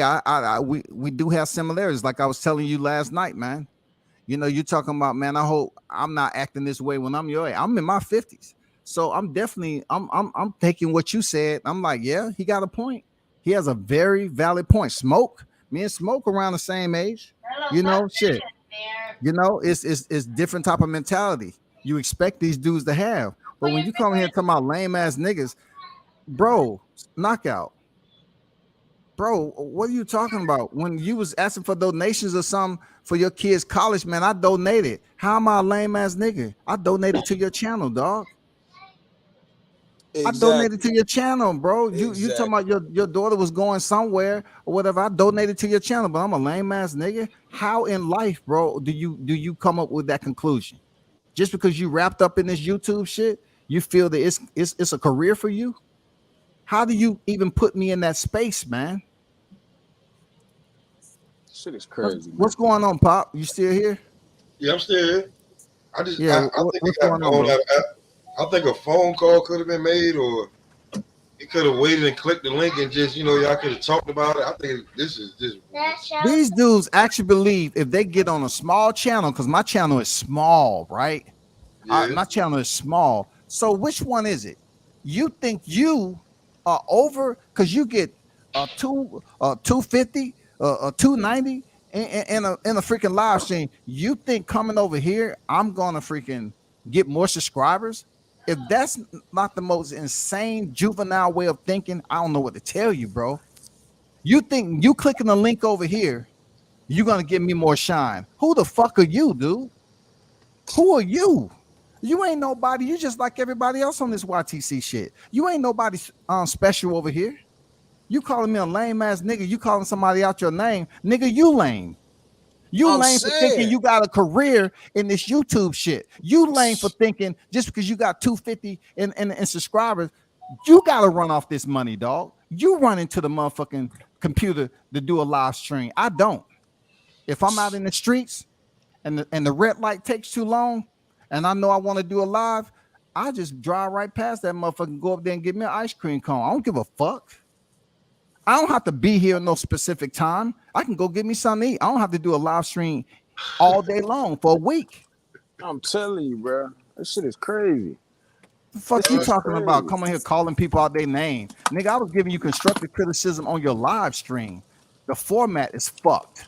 You didn't have control, just like Big Blunt said. You sitting up there talking about you gonna shut down your stream for a whole fucking hour. Do it, nigga. Grab your balls and do it. Cut the motherfucker off. End the broadcast. See, I after the first round, I stopped. I fell asleep because after the first round, I was like, I didn't get the first round at BFTB. I know how this one gonna go. So I ain't really watched the rest of the shit or how. Like I just They gave the first round to morning. Keon. They gave the first one round to Keon. They gave the first one to Keon. Yeah, I was looking in the chat and I was like, oh man, the chat is crazy. Yeah, the chat was over there saying some bullshit like, "Oh, BFTV smoked them." Look, because this what happened, right? Man, like people were telling me that I don't know how to debate and how I'm biased and shit because I voted for Keon in the first one. I saw what the fuck was going on in the chat, but that's what goes on in the chat all the time. Like that's the nature of the chat, but that's also the nature of like saying who won and lost these debates. Do you feel the polls are conducive though, Smoke? Do you I think feel the them polls are biased conducive. ass polls do anything for the debate? Them biased ass polls to be put up. I think it has something. I think it has more to do with like people participating that aren't on the panels, right? Like you want to still give people who come in a chance to participate and voice their opinions. It's just unfortunate that you have guys like I don't know if you stayed until the entire, to the end of that, to the end of the live. I stayed until Coach got on there, started cussing. I was like, man, I gotta go. Right. So what Coach was upset about, so what Coach was upset about it, cussing about, is exactly what you're upset. You're just not cussing about it. Right. It's the guys coming into the debate. They haven't listened to anything they say, and they just talk about one guy won 3-0 when the other guy hasn't even spoken yet. Yeah, exactly, man. Right. So so you guys are upset about the same thing. You just are going about it differently, right? But if you listen to that guy give his rationale of why he was being that way in the chat, he was just fanboying for fucking BFTB. Right, and he laid out an excellent case of how he's a fanboy for BFTB. So I mean, you just understand that that's what's in the chat. You got guys who are gonna be fanboys for their channels, and they show up and say some fanboy shit and do some fanboy stuff. So tell me this, bro. Why you don't run your own channel? Man, because I fall in when I feel like it, man. Even when I'm on panels, I'll be like on the panel. You got the same mentality I got, right? You don't have to do it. Okay, I got it. Yeah. I mean, this is 4 years of me doing this shit, like exactly like I do it. I do other, Anyway, yeah. Exactly. Now I've been on a panel with Smoke on Brown on Boxing a few times. Yeah, he's straight down the middle. This nigga knockout. Smoke a vet in this shit, man. But as a man, his character, I was like, Smoke gonna tell you anyway, period. Like I could tell Blunt's and Boxing character as a person on how he's living his life. People I dealt with on that level. That's all. Like I expect certain things out of grown ass men that I can see them doing in person. Now it's a lot of shit that's going on, like this name calling and shit and all that. That's not something I'm a part of in person though. Like you're talking about some YouTube shit that I didn't affect your family. I'm not disrespecting you or your family, stealing money from you, telling people not the freaking. But what did Knockout do? He said, "Oh, if y'all supporting him, unsubscribe." Man, you act like your channel is doing incredible numbers, bro. You that desperate? And get the fuck out of my face with that shit, man. That's disappointing, Knockout. Fuck you too. Fucking everything. Hey, fuck everything you got going on, nigga. Because when you fucked around and went at my boy and you was laughing, I said I brushed that shit off. I say, well, hey, he don't know the boxer. It's okay. It's all good. But you might be down low, a hating ass nigga. That's what it seemed like. Don't bring your ass over here no more, man. You barely come over to my channel anyway. I got a small channel, so stay your ass out the driveway and stop telling people, "I mean, you can come over here to a boxing ring and we can get this and that." You old ass nigga challenging people to a boxing match, dog. Fuck you doing? Niggas trying to live out their dreams on niggas in the chat and shit. Yo, Combat, I think that had more to do with something else from maybe a few weeks ago than what your just criticism was. With me? What did I do? Huh? You said you think it has something to do with something a few weeks ago with me? Yeah. Like what? With the blue blood shit. Oh, so so what you're telling me, Pop, is you got another grown ass man to hold his own shit when he piss, right? He's mad because he can't hold the next man's shit while he pissing too. That what you saying? That's For real. That's why you mad. He didn't get a chance to hold blue shit. So he mad. I went at blue the way I did, and Blunts and Boxing just made a video that was factual. What are we talking about? Why are we getting mad at shit that happened with other cats? Once again, I didn't initiate the shit. He came on my chat talking shit about my source and disrespected me. I don't respond unless somebody responds to me. I don't go around here being all. They can say what they want about my channel, but I don't care. All these niggas got the same story about WCS. You got that small, that little channel, this, but I don't have to come on here every day. You do. Y'all do. Y'all trying to be platinum streamers. I'm not. I'm just being honest. I'm not. I just think it's unfortunate because, you know, I mean, all us been on panels and shit like that. And then I was home maybe 2 weeks and then I was like, oh shit, what the fuck didn't happen? What's going on? And a lot of people don't know Poppy went away for a bit. But you know, a lot of shit went on when you was gone, bro. Like that's what I'm saying. Like a lot of shit got different, bro. Yeah, I see that. That's why I'm like, niggas showing their true feelings. That's what's different. Niggas is showing their true feelings. From Blue to Monty to them niggas last night going back and forth to Knockout jumping his ass in the chat talking crazy as hell. These niggas are in their feelings. It's that simple. These are some of the most emotional niggas I've ever seen in my life, and it's crazy. It's crazy. It's really crazy, but I'm about that's why I said what I said last night. Sorry to cut y'all off, but that's why I said what I said last night. That I hope I don't become these niggas because I love confrontation. I love problematic situations. I love when niggas want to get on tough shit and make shit more than what it is and all that. I live for violence and all of these type of situations. You know what I'm saying? So I just pray and hope that I'll never let one niggas like this get me to a point where I feel the need to get on that type of time with them. I mean, over something. This shit is so silly. Like, it's just I'm so amazed, man. It really is blowing my mind. Like, it really is. I can't even grasp it right now. It's crazy. I feel you, bro. I told like I was talking to one of my boys, right? And I told him, I said, man, don't spend too much time on YTC. It's a different jungle over there. It can really you know, change the way you think as a person if you spend too much time on that. You can't do it. You have to get acclimated. You know, you got to do slow process of getting acclimated to the YouTube shit. Why I say that? Because what we assume that supposed to happen from grown ass men doesn't happen across the board on YouTube. And Knockout proved it. Perfect example. He's over here whining like a little baby and want to sit up here and talk about subscribers. That just goes to show you where you at in life, bro. You feel me? You right. If you fuck with him, man, how old is that shit? That's 9-year-old, 10-year-old playground shit. If you rocking with him, unsubscribe for me.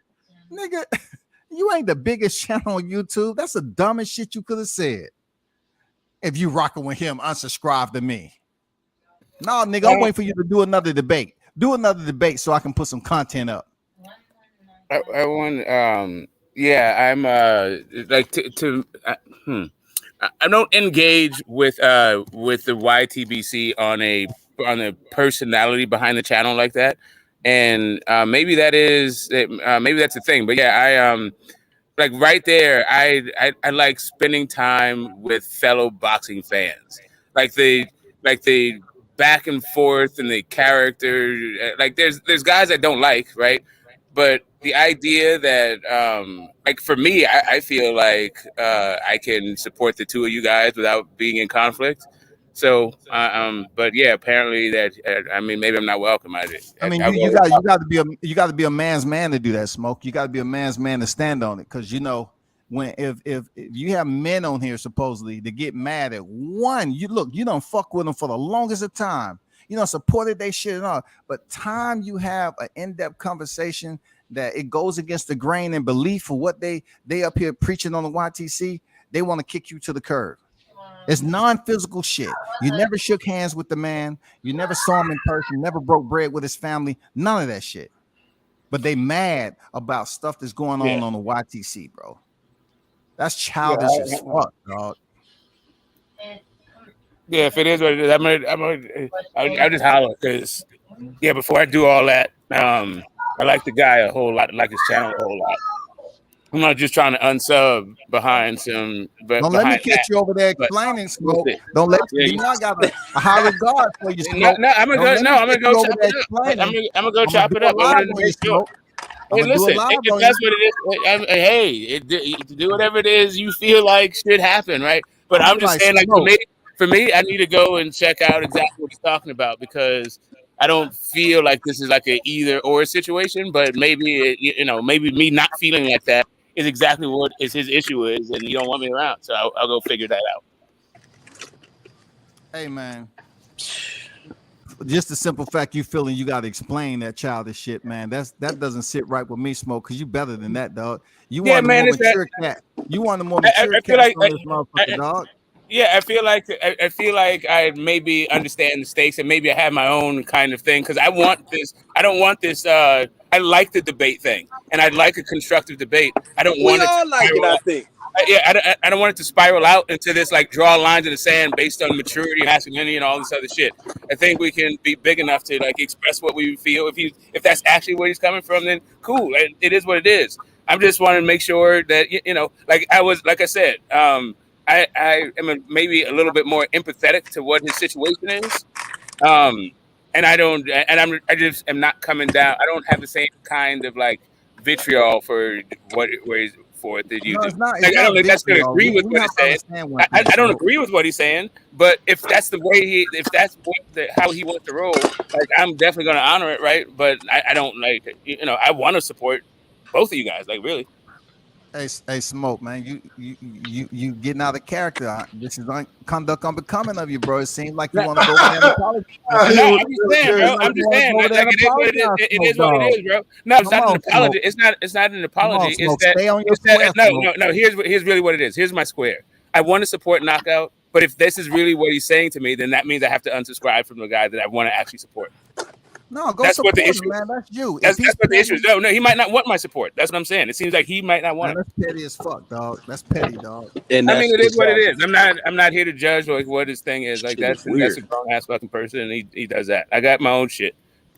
I feel you, bro. And that's how I look at you, man. You make your decisions. You seem like you don't roll with a specific clique, and that's the respect I have for you. You're not clicking up with people. I'm never going to click up with people, never. But that's why they come over here and think they can take shots at WCS. I don't do that. They can listen. Look, they can listen to BFTB dog the fuck out of people. One thing I can salute BFTB, he stay in character on his shit. So whoever he's disrespecting, he stay in character with disrespecting them. I don't have a problem with that, because he's treating them the way they want to be treated. Okay, but don't get mad at WCS if I'm doing something similar to what he's doing, and just because you don't rock with me heavy, you feel like it's a problem. You feel like I'm doing too much. And then these niggas always try to say clout. What is clout? Like I'm just trying to find out what's the jock. What your jock, nigga? What the fuck are you talking about? OG, right? You know what I mean? He talking about his jock. Get off his jock. Get off his dick. That's what he's saying. He talking about we clout chasing and looking for clout chase. If I'm gonna clout chase off somebody, let it be a millionaire or something. Not you YouTube niggas with 8,000. Exactly, you niggas ain't doing shit. You niggas ain't doing shit. Why in the fuck would I want to clout chase off a nigga that ain't doing shit? You niggas is arguing late. What the fuck is that a clout chase off of? Please, somebody please tell me. Just please tell me. I'm confused as hell. Clout chasing what? Because I understand or agree with another like-minded individual? Or because I call Exactly. out bullshit when I see bullshit? Like, what the fuck is these talking? What are they talking about, man? What are they talking That's about? all I want to know. I want to know what they're talking about. So here you go. So the way that you, hey Scotty, like straight up, the way that your reaction to Coach's thing, right, is like my reaction to reading your description of this video about fucking dudes and their excrements. Like I wasn't trying to fucking hear that shit, bro. Like I'm just saying, like it is what it is. Like I feel like we're like really fucking judgmental and punitive. Like for fucking what? It's not that. It's really not this deep. No, it's not that deep, but At all, man. but But it's when it them that comes make down it. to the actions of anybody, I mean, if you want to recognize mentality, you work with. Yeah, I mean, what I said in my description that was due to do. I just said the biased adults are unwilling and immature. I know. I'm just saying Look, in a neutral method of communication during these debates, it's pointless to have the live open for comment if the audience is swayed from a cloud of deep throat gazers. I mean, it wasn't even really that deep. Right. So I think that there's a way to be critical and also be constructive, and then there's a way to not be constructive, right? And the same way that Coach had, you and Coach have the same issue, right? And in my opinion, I think both of you guys went about expressing what your legitimate concern is in a way that's fucking gross, right? Like, why the fuck I gotta be subjected to this shit? For real, that's just what I'm thinking. That's just what, the ejaculated recipient smelling like dry semen coated in hippo piss.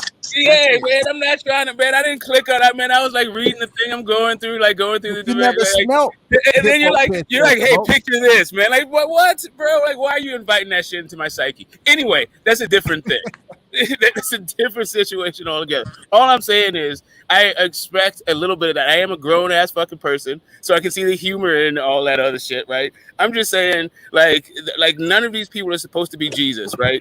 You're all just supposed to be adults with flaws and that it contradictions and all this other stuff. And I mean, you can point it out, I guess, but I mean, we really is fucking Knockout really their fucking enemy? Hell no, I don't think so. I don't think so, but I think, sorry to cut you off. I don't think Knockout's the enemy, but I think he's trying to he might just end up making himself the enemy by inserting himself in there with the wrong disposition. He really jumped out there too quick. You didn't even see what WCS said at the beginning of the video, where it was no slight to Knockout. Love what he's doing, love the idea. It just needs some work. That's it. He made that very clear, but he jumped in at the wrong time and started throwing all this other shit out for no reason. It was, to me, it was just unacceptable. But real quick before I you know what I'm saying, shut up. I had a question for Smoke because he just recently had a debate on Knockout's channel, and I want to know if there's any comparisons. Like, how do you feel about how your debate went? Do you feel it was fair? Do you believe that? Because I felt like they did you wrong. I felt like you won. I felt like everybody was against you because you know what I'm saying, you're articulate, you speak very well. You know what I'm saying? You not like on a I don't want to, like, no offense, but you sound very smart, and you're not like on this cool aspect like Keon with your hat on and all this, trying to show your muscles and shit, or BFTB with your hat on. Yeah, I mean, just trying to be all cool and shit. Like, you seem like you about like book smart type shit. So how do you feel about your debate? How it went? Do you feel it was fair, or are there any inconsistencies that are similar to what happened last night? Yeah, I think it would. I think that is the issue, right? I think the chat is biased. I think depending on how big a channel is or who the panel and the judges, even like relationship to the debaters is biased. I think it's rife with bias. I think not only is it rife with bias, I think it's also has a bunch of ineptitude in it, right? But that's not really the point. Like I keep saying, I don't think the point is to win, lose, or draw. I think the point is really to have a substantive debate on the topics and to be entertained. And if this is part of the entertainment process, and this seems to be part of the entertainment process in the YTBC in general, is to just harp on the littlest fucking things and vilify people, and also and your response to that whole thing is also telling, right? Because that is part of it. People are going to, like, the same way, BFTB was talking about how Adrian Broner is vilified, right? That is a true statement. But also what Keon is talking about, how he's a fucking buffoon and has been a buffoon the whole fucking time, is also fucking true, right? So it's just kind of like, I feel like at a certain point, just be a little bit more sanguine about what the fucking situation is and people's responses to it, right? I feel like they'll come around. Maybe they won't. Maybe that is really who they are. We don't really know each other at the end of the day. But yeah, like if that's what he wants to stand on, then I'll be like, okay, cool. That I'll definitely be a little bit disappointed as I unsubscribe because I don't want to unsubscribe. Right. But Hey, that's his line to stand. That's his line to stand. I'm not encouraging you to do Yeah. the No, I mean that latter. was his line to stand. I just want to make sure, As right? man, you make whatever choice. I'm not that dude. I'm not gonna tell you, hey man, unsubscribe, man. That's just the mentality that is very undeveloped when it comes to figuring out the immaturity of these guys. They're undeveloped in the maturity of this social media shit. Real talk.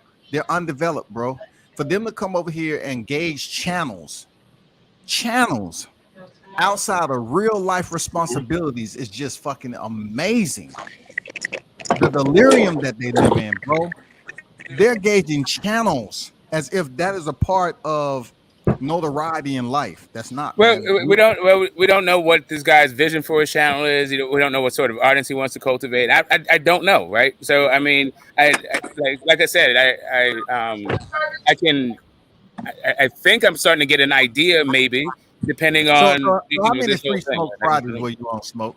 Say again? You can't even name, huh? Free smoke Fridays. How many free smoke Fridays you was on? Oh man, for years, like every Friday for years. Exactly. So if it was free smoke Fridays out there, well, like I said, what he's doing is no different than free smoke Fridays. Yeah, I mean, not just that. I mean, that was on the panel back then. There's that part of it, but like the debate format has always been part of the YTBC. Like you can go all the way back 2015 see debates, like early guy Blue Blood. I mean, fucking retro blood boxing used to be a part of them, like back in the day. Like like guys who have huge channels now used to got their start in just like boxing debates. And I think there's a space for it, right? And I appreciate him trying to do it. I don't know. Is this all I was trying to improve was the ineptitude that you spoke about. That's all I was saying. It's some small areas that need to be refined. That's it. If you're not willing to take constructive criticism, then I don't know what to tell you, bro. Well, here's the thing. I think that there's like kind of a way to couch the whole thing. It certainly isn't fucking hippo piss, right? And fucking like this funny name. Hey man, I didn't put no names to it, dog. No, the name was all through. No, you did actually. It's like literally the name of the stream.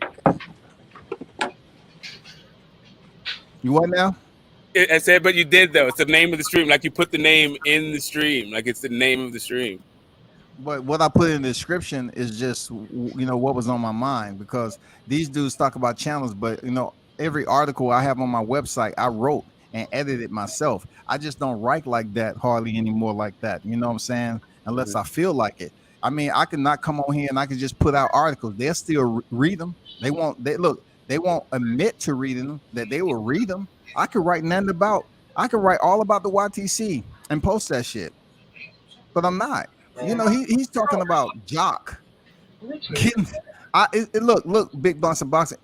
It's not like I didn't understand. I just didn't get the gist of why he was projecting that my way. Like, that shit didn't make any sense to me. Get off his job. I think it's a cumulative effect. Like to be like maybe this might be my justification. And this is just what I'm thinking because of my experience. Like I said before, I even came onto the stream, that this might be the straw that broke the camel's back, or maybe this is just like a personal thing for him, right? And this is just where he is. Like he's not trying to hear this. I don't know. I'm interested in seeing what's going on because you know the other stream they were just on, they were going in also about the very same subject. I mean, you might be right. Hey, I'm gonna have my people that rock with me, and I rock with them in my chat. I don't. Usually, when I say shit about other people's chat, it's not to discourage them. I'll just say if they acting like children, I'll say they acting like children. You know what I'm saying? They acting like little kids and cheerleaders, bro. That's it. I don't go ahead and specify, little bullshit like that. But man, this shit is incredible, boy. Like, man, people actually think they separate classes of people by YouTube. They actually believe we've separated in real life by the class for which we operate and raise our kids by YouTube. If you're thinking that about me, you'll be highly surprised. It makes no sense, man. You'll be highly surprised. Yeah, I think there's some objective ways to make the judging better, but at the end of it, I don't think there's any way to make it the kind of objective that you would get, like winners and losers, like you would actually end this kinds of talks at the end of the debates. I think you're still like, no matter how, even if you got the most knowledgeable people that you all respect and all that shit, if they vote in a way that you don't agree with, it's going to be the same old fucking thing. Just like with these boxing matches, like every single person in the YTBC is their own like mini judge that can tell who actually won the fights better than the pros, right? That's just the way it is. What up, Shaw Steele's in the building, man. This is my other guy, man, doing big things. The UGK of boxing media, man. What's going on with you, bro? No, my salute to the chat. Big Bunsen Boxing, Smoke, Pop, WCS. I just want to just jump on and just share something with y'all, man. I think, right, when it comes to the YTC and the boxing debates and all that, there's so many channels that have boxing channels that put out content. And that's all they cater to is YouTube. I feel like if more channels got active in actual real boxing events, whether it's the amateurs, club shows, going to gyms, stuff like that, it'll take away from some of that energy. Because when you only on YouTube constantly talking about boxing, you're going to have classes like this. Because, like I said, everybody's not really doing the do. They're doing the YouTube. And if you know anything about YouTube, when you put this camera on, you could be anybody you want to be. True. But like I said, Knockout, Combat was giving you mad praise. So for you to jump on here and get in your feelings, over a debate league that you started that is somewhat successful, and now you feeling like if people support Combat, they don't need to support you. That like Combat hit the hammer on the nail. That is childish. That is just outright childish, man. Like and shout out to Big Bunsen Boxing. He hit the hammer on the nail also. Anytime you are on social media, Twitter, Instagram, Facebook, YouTube, and you are putting out content, you are acceptable to be critiqued, for people to comment on your stuff and talk about what you're doing. That's the whole purpose of making reaction videos or people that's trending on the internet. And then you get people to come on and blog and talk about it. But hey, like I always say, hey, what do I know? September 23rd, if you are in the area, the tri-state area, come support Jihad Tucker, Rising Star, Top Rank, J Prince Boxing, ESPN Plus, the vibes. Zaga. Yo, Shy. Yeah. Nice. Yo, you gotta either text me or email me how much are the tickets, bro. $50. Go on Jihad's website, click the link, use code Tucker. Tickets are starting at $50. Hey, that's what it is, man. Media marketing agent. Use code Tucker. You get I think it's a 10% discount on your seats. Use code Tucker. Yo, I'm gonna holler at you, man. I might follow you. I'm gonna be out there already, brother. I'm gonna be out there Wednesday. You know me, I'm team official. I'll be at the hotels doing what I do. Talk You to know, him. Talk to him. I'll be out there. You know, Hey, I'll be bro. on deck. Hey, look. I ain't fronting or nothing. You know what I'm saying? I'm pretty good. I ain't with the word yet, and I can still go win too. Yeah. I'm just saying. But nah, I'm gonna go to this fight because, nigga, I owe you this from like 4-5 years ago when I went to that front flex shit instead of the fight. So Oh yeah, I told you. Yeah, they we've been doing this a long time, man. I told you, man. You gotta come to the fights, man. That's where it happens at, man. Later for YouTube. YouTube is cool and everything, but you gotta be at the fights if you really want to be in the mix. You gotta no, be at the fights. bro, I'm coming to the fight. You know, that's where it be going down at.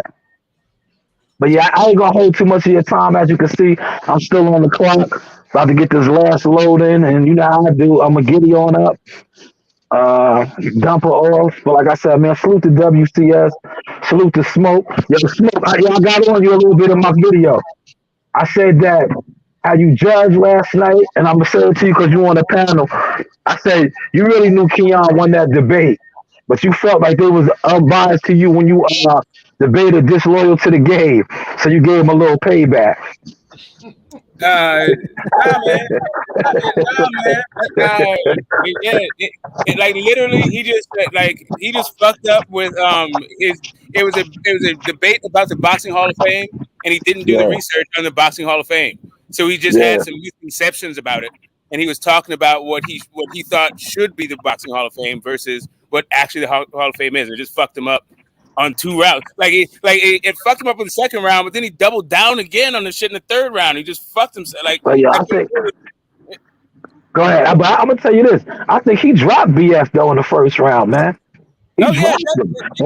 everybody agrees with that one. When BF said that AB was the most pay per views and all that, like he shot himself in the head with that one, and Keon jumped right on that, man. Like how's a guy with the most pay per views only got one pay per view fight? You No, he know, smoked like him in that first one. He smoked him in yeah, that first one. Like BFTB didn't even know what to do about it. He was all confused. He was like, "Oh, nobody even said what the criteria is and potential and all that shit." First, he didn't even ask the question. That was the first part of it. But then when the question that he did pose, Keon even answered that shit, and he still like cooked him on being undisciplined and fat and missing all this fucking shit, missing weight. Like, how you gonna be living up to your potential when you're a part-time rapper? Like, come on, man. How does that make you a better boxer? Stop it. yeah. So, Nah, he yeah, was I mean, cooking. that was a clear win for Keon, and I think everybody agreed with that thing. Like the only if Keon just if he came with a different strategy in the third one instead of trying to double down on a bad argument that he just lost on, I think he would have pulled out the third one because everyone understands that AB is going to be known as a fucking knucklehead.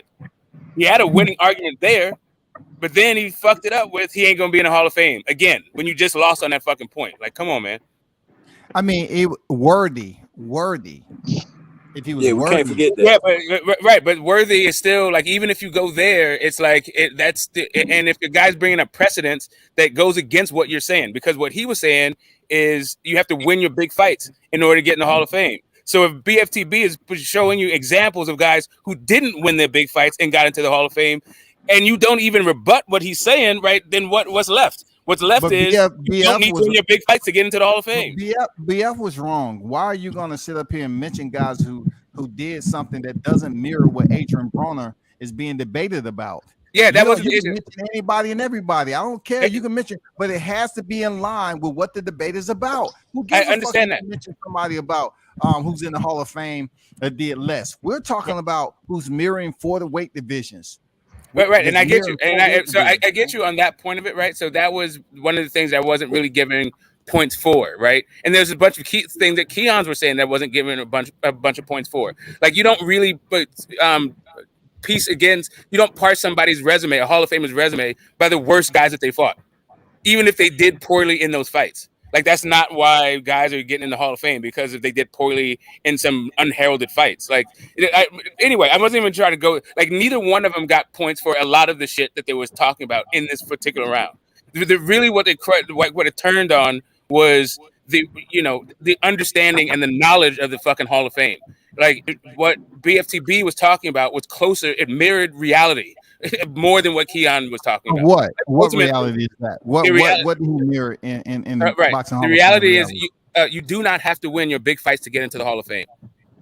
The fact that you are just in those fights gets you in the Hall of Fame. But also what he said, that was a portion of what he said. Also what he said, he came up with these numbers that couldn't be substantiated. And also if you're going to come up with the numbers and you're going to mirror them to the 4-weight division champions that's in there, and then ones that are still active, give some names of how you're referencing that to Adrian Broner. Right. Give So, names, right. percentage of numbers that you're talking. Just don't throw numbers up in the clouds and expect someone to reach up there and grab them and say, okay, it was for me. It was meant for me. No, explain to the audience what you're talking about. Right. So to me, I mean, that is and you can feel about that how you feel about it. For me as a judge, I went and counted him, right? Because I wanted to, because it was that kind of detail was important to me, right? But anyway, and he was like he was like in the ballpark. He was sort of fudging it, but that wasn't really even his point. Was the actual numbers? What his actual point was how rare it is for 4 division champs, and and that was his argument. If Keon would have come back with, yes, look at those 4 division champs. You got guys like Sugar Ray Leonard or Marvin Hagler. Not Marvin Hagler, but Tommy Hearns, right? Or like if you start mentioning the differences between these 4 division champions and how Adrian Broner doesn't stack up to that, if Keon went there, then hey, he would have rebutted that argument, but he didn't. That's my whole point. Like the points that BFTB was making were actually mirroring what the fucking Hall of Fame looks like, and Keon wasn't, and he also wasn't rebutting what the holes in fucking BFTB's argument. I disagree, bro. He was just talking about something else. He was talking about how he wasn't worthy because of how he looked in fights, and how when he was in those big fights, he didn't win them. Keon was doing, look, in the second and third round, Keon was doing less of what BFTB was doing, opening up the rounds. He always got to sit up here and discredit what Keon did in the previous round. Also, he was off topic. He was talking about potential in the first round when we was in the second round. You know what I'm saying? Blah, blah, blah. What is blah, blah, blah? It was just too much of that fluff, man, for him to right. I got you. That's why for me, I was just, and this is speaking to the uniformity of judging, right?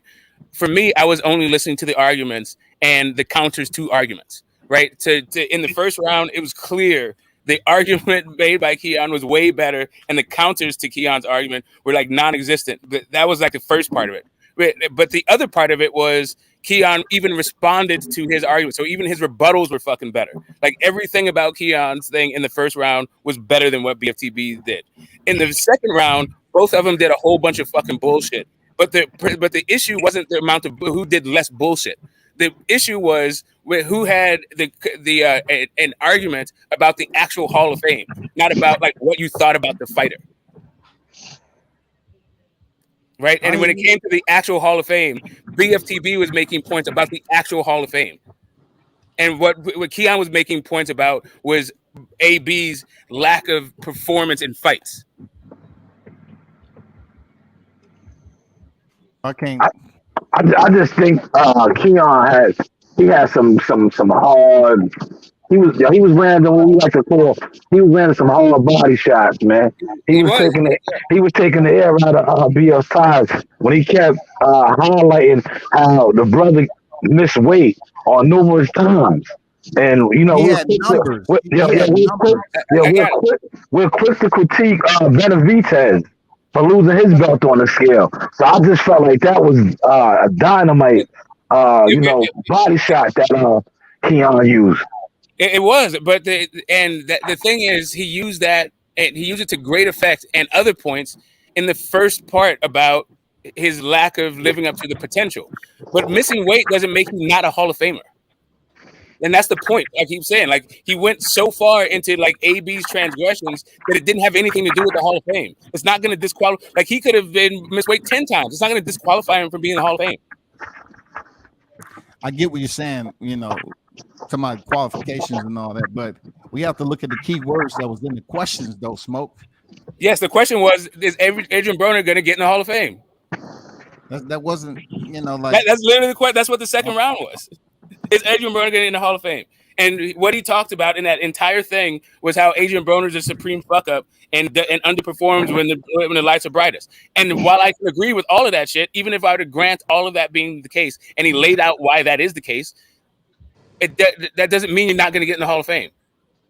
And it seems to me that making that argument means you didn't actually research the fucking Hall of Fame.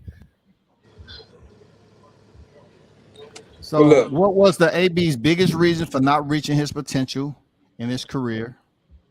Then going on to the second one is AB's resume accolades Hall of Fame worthy.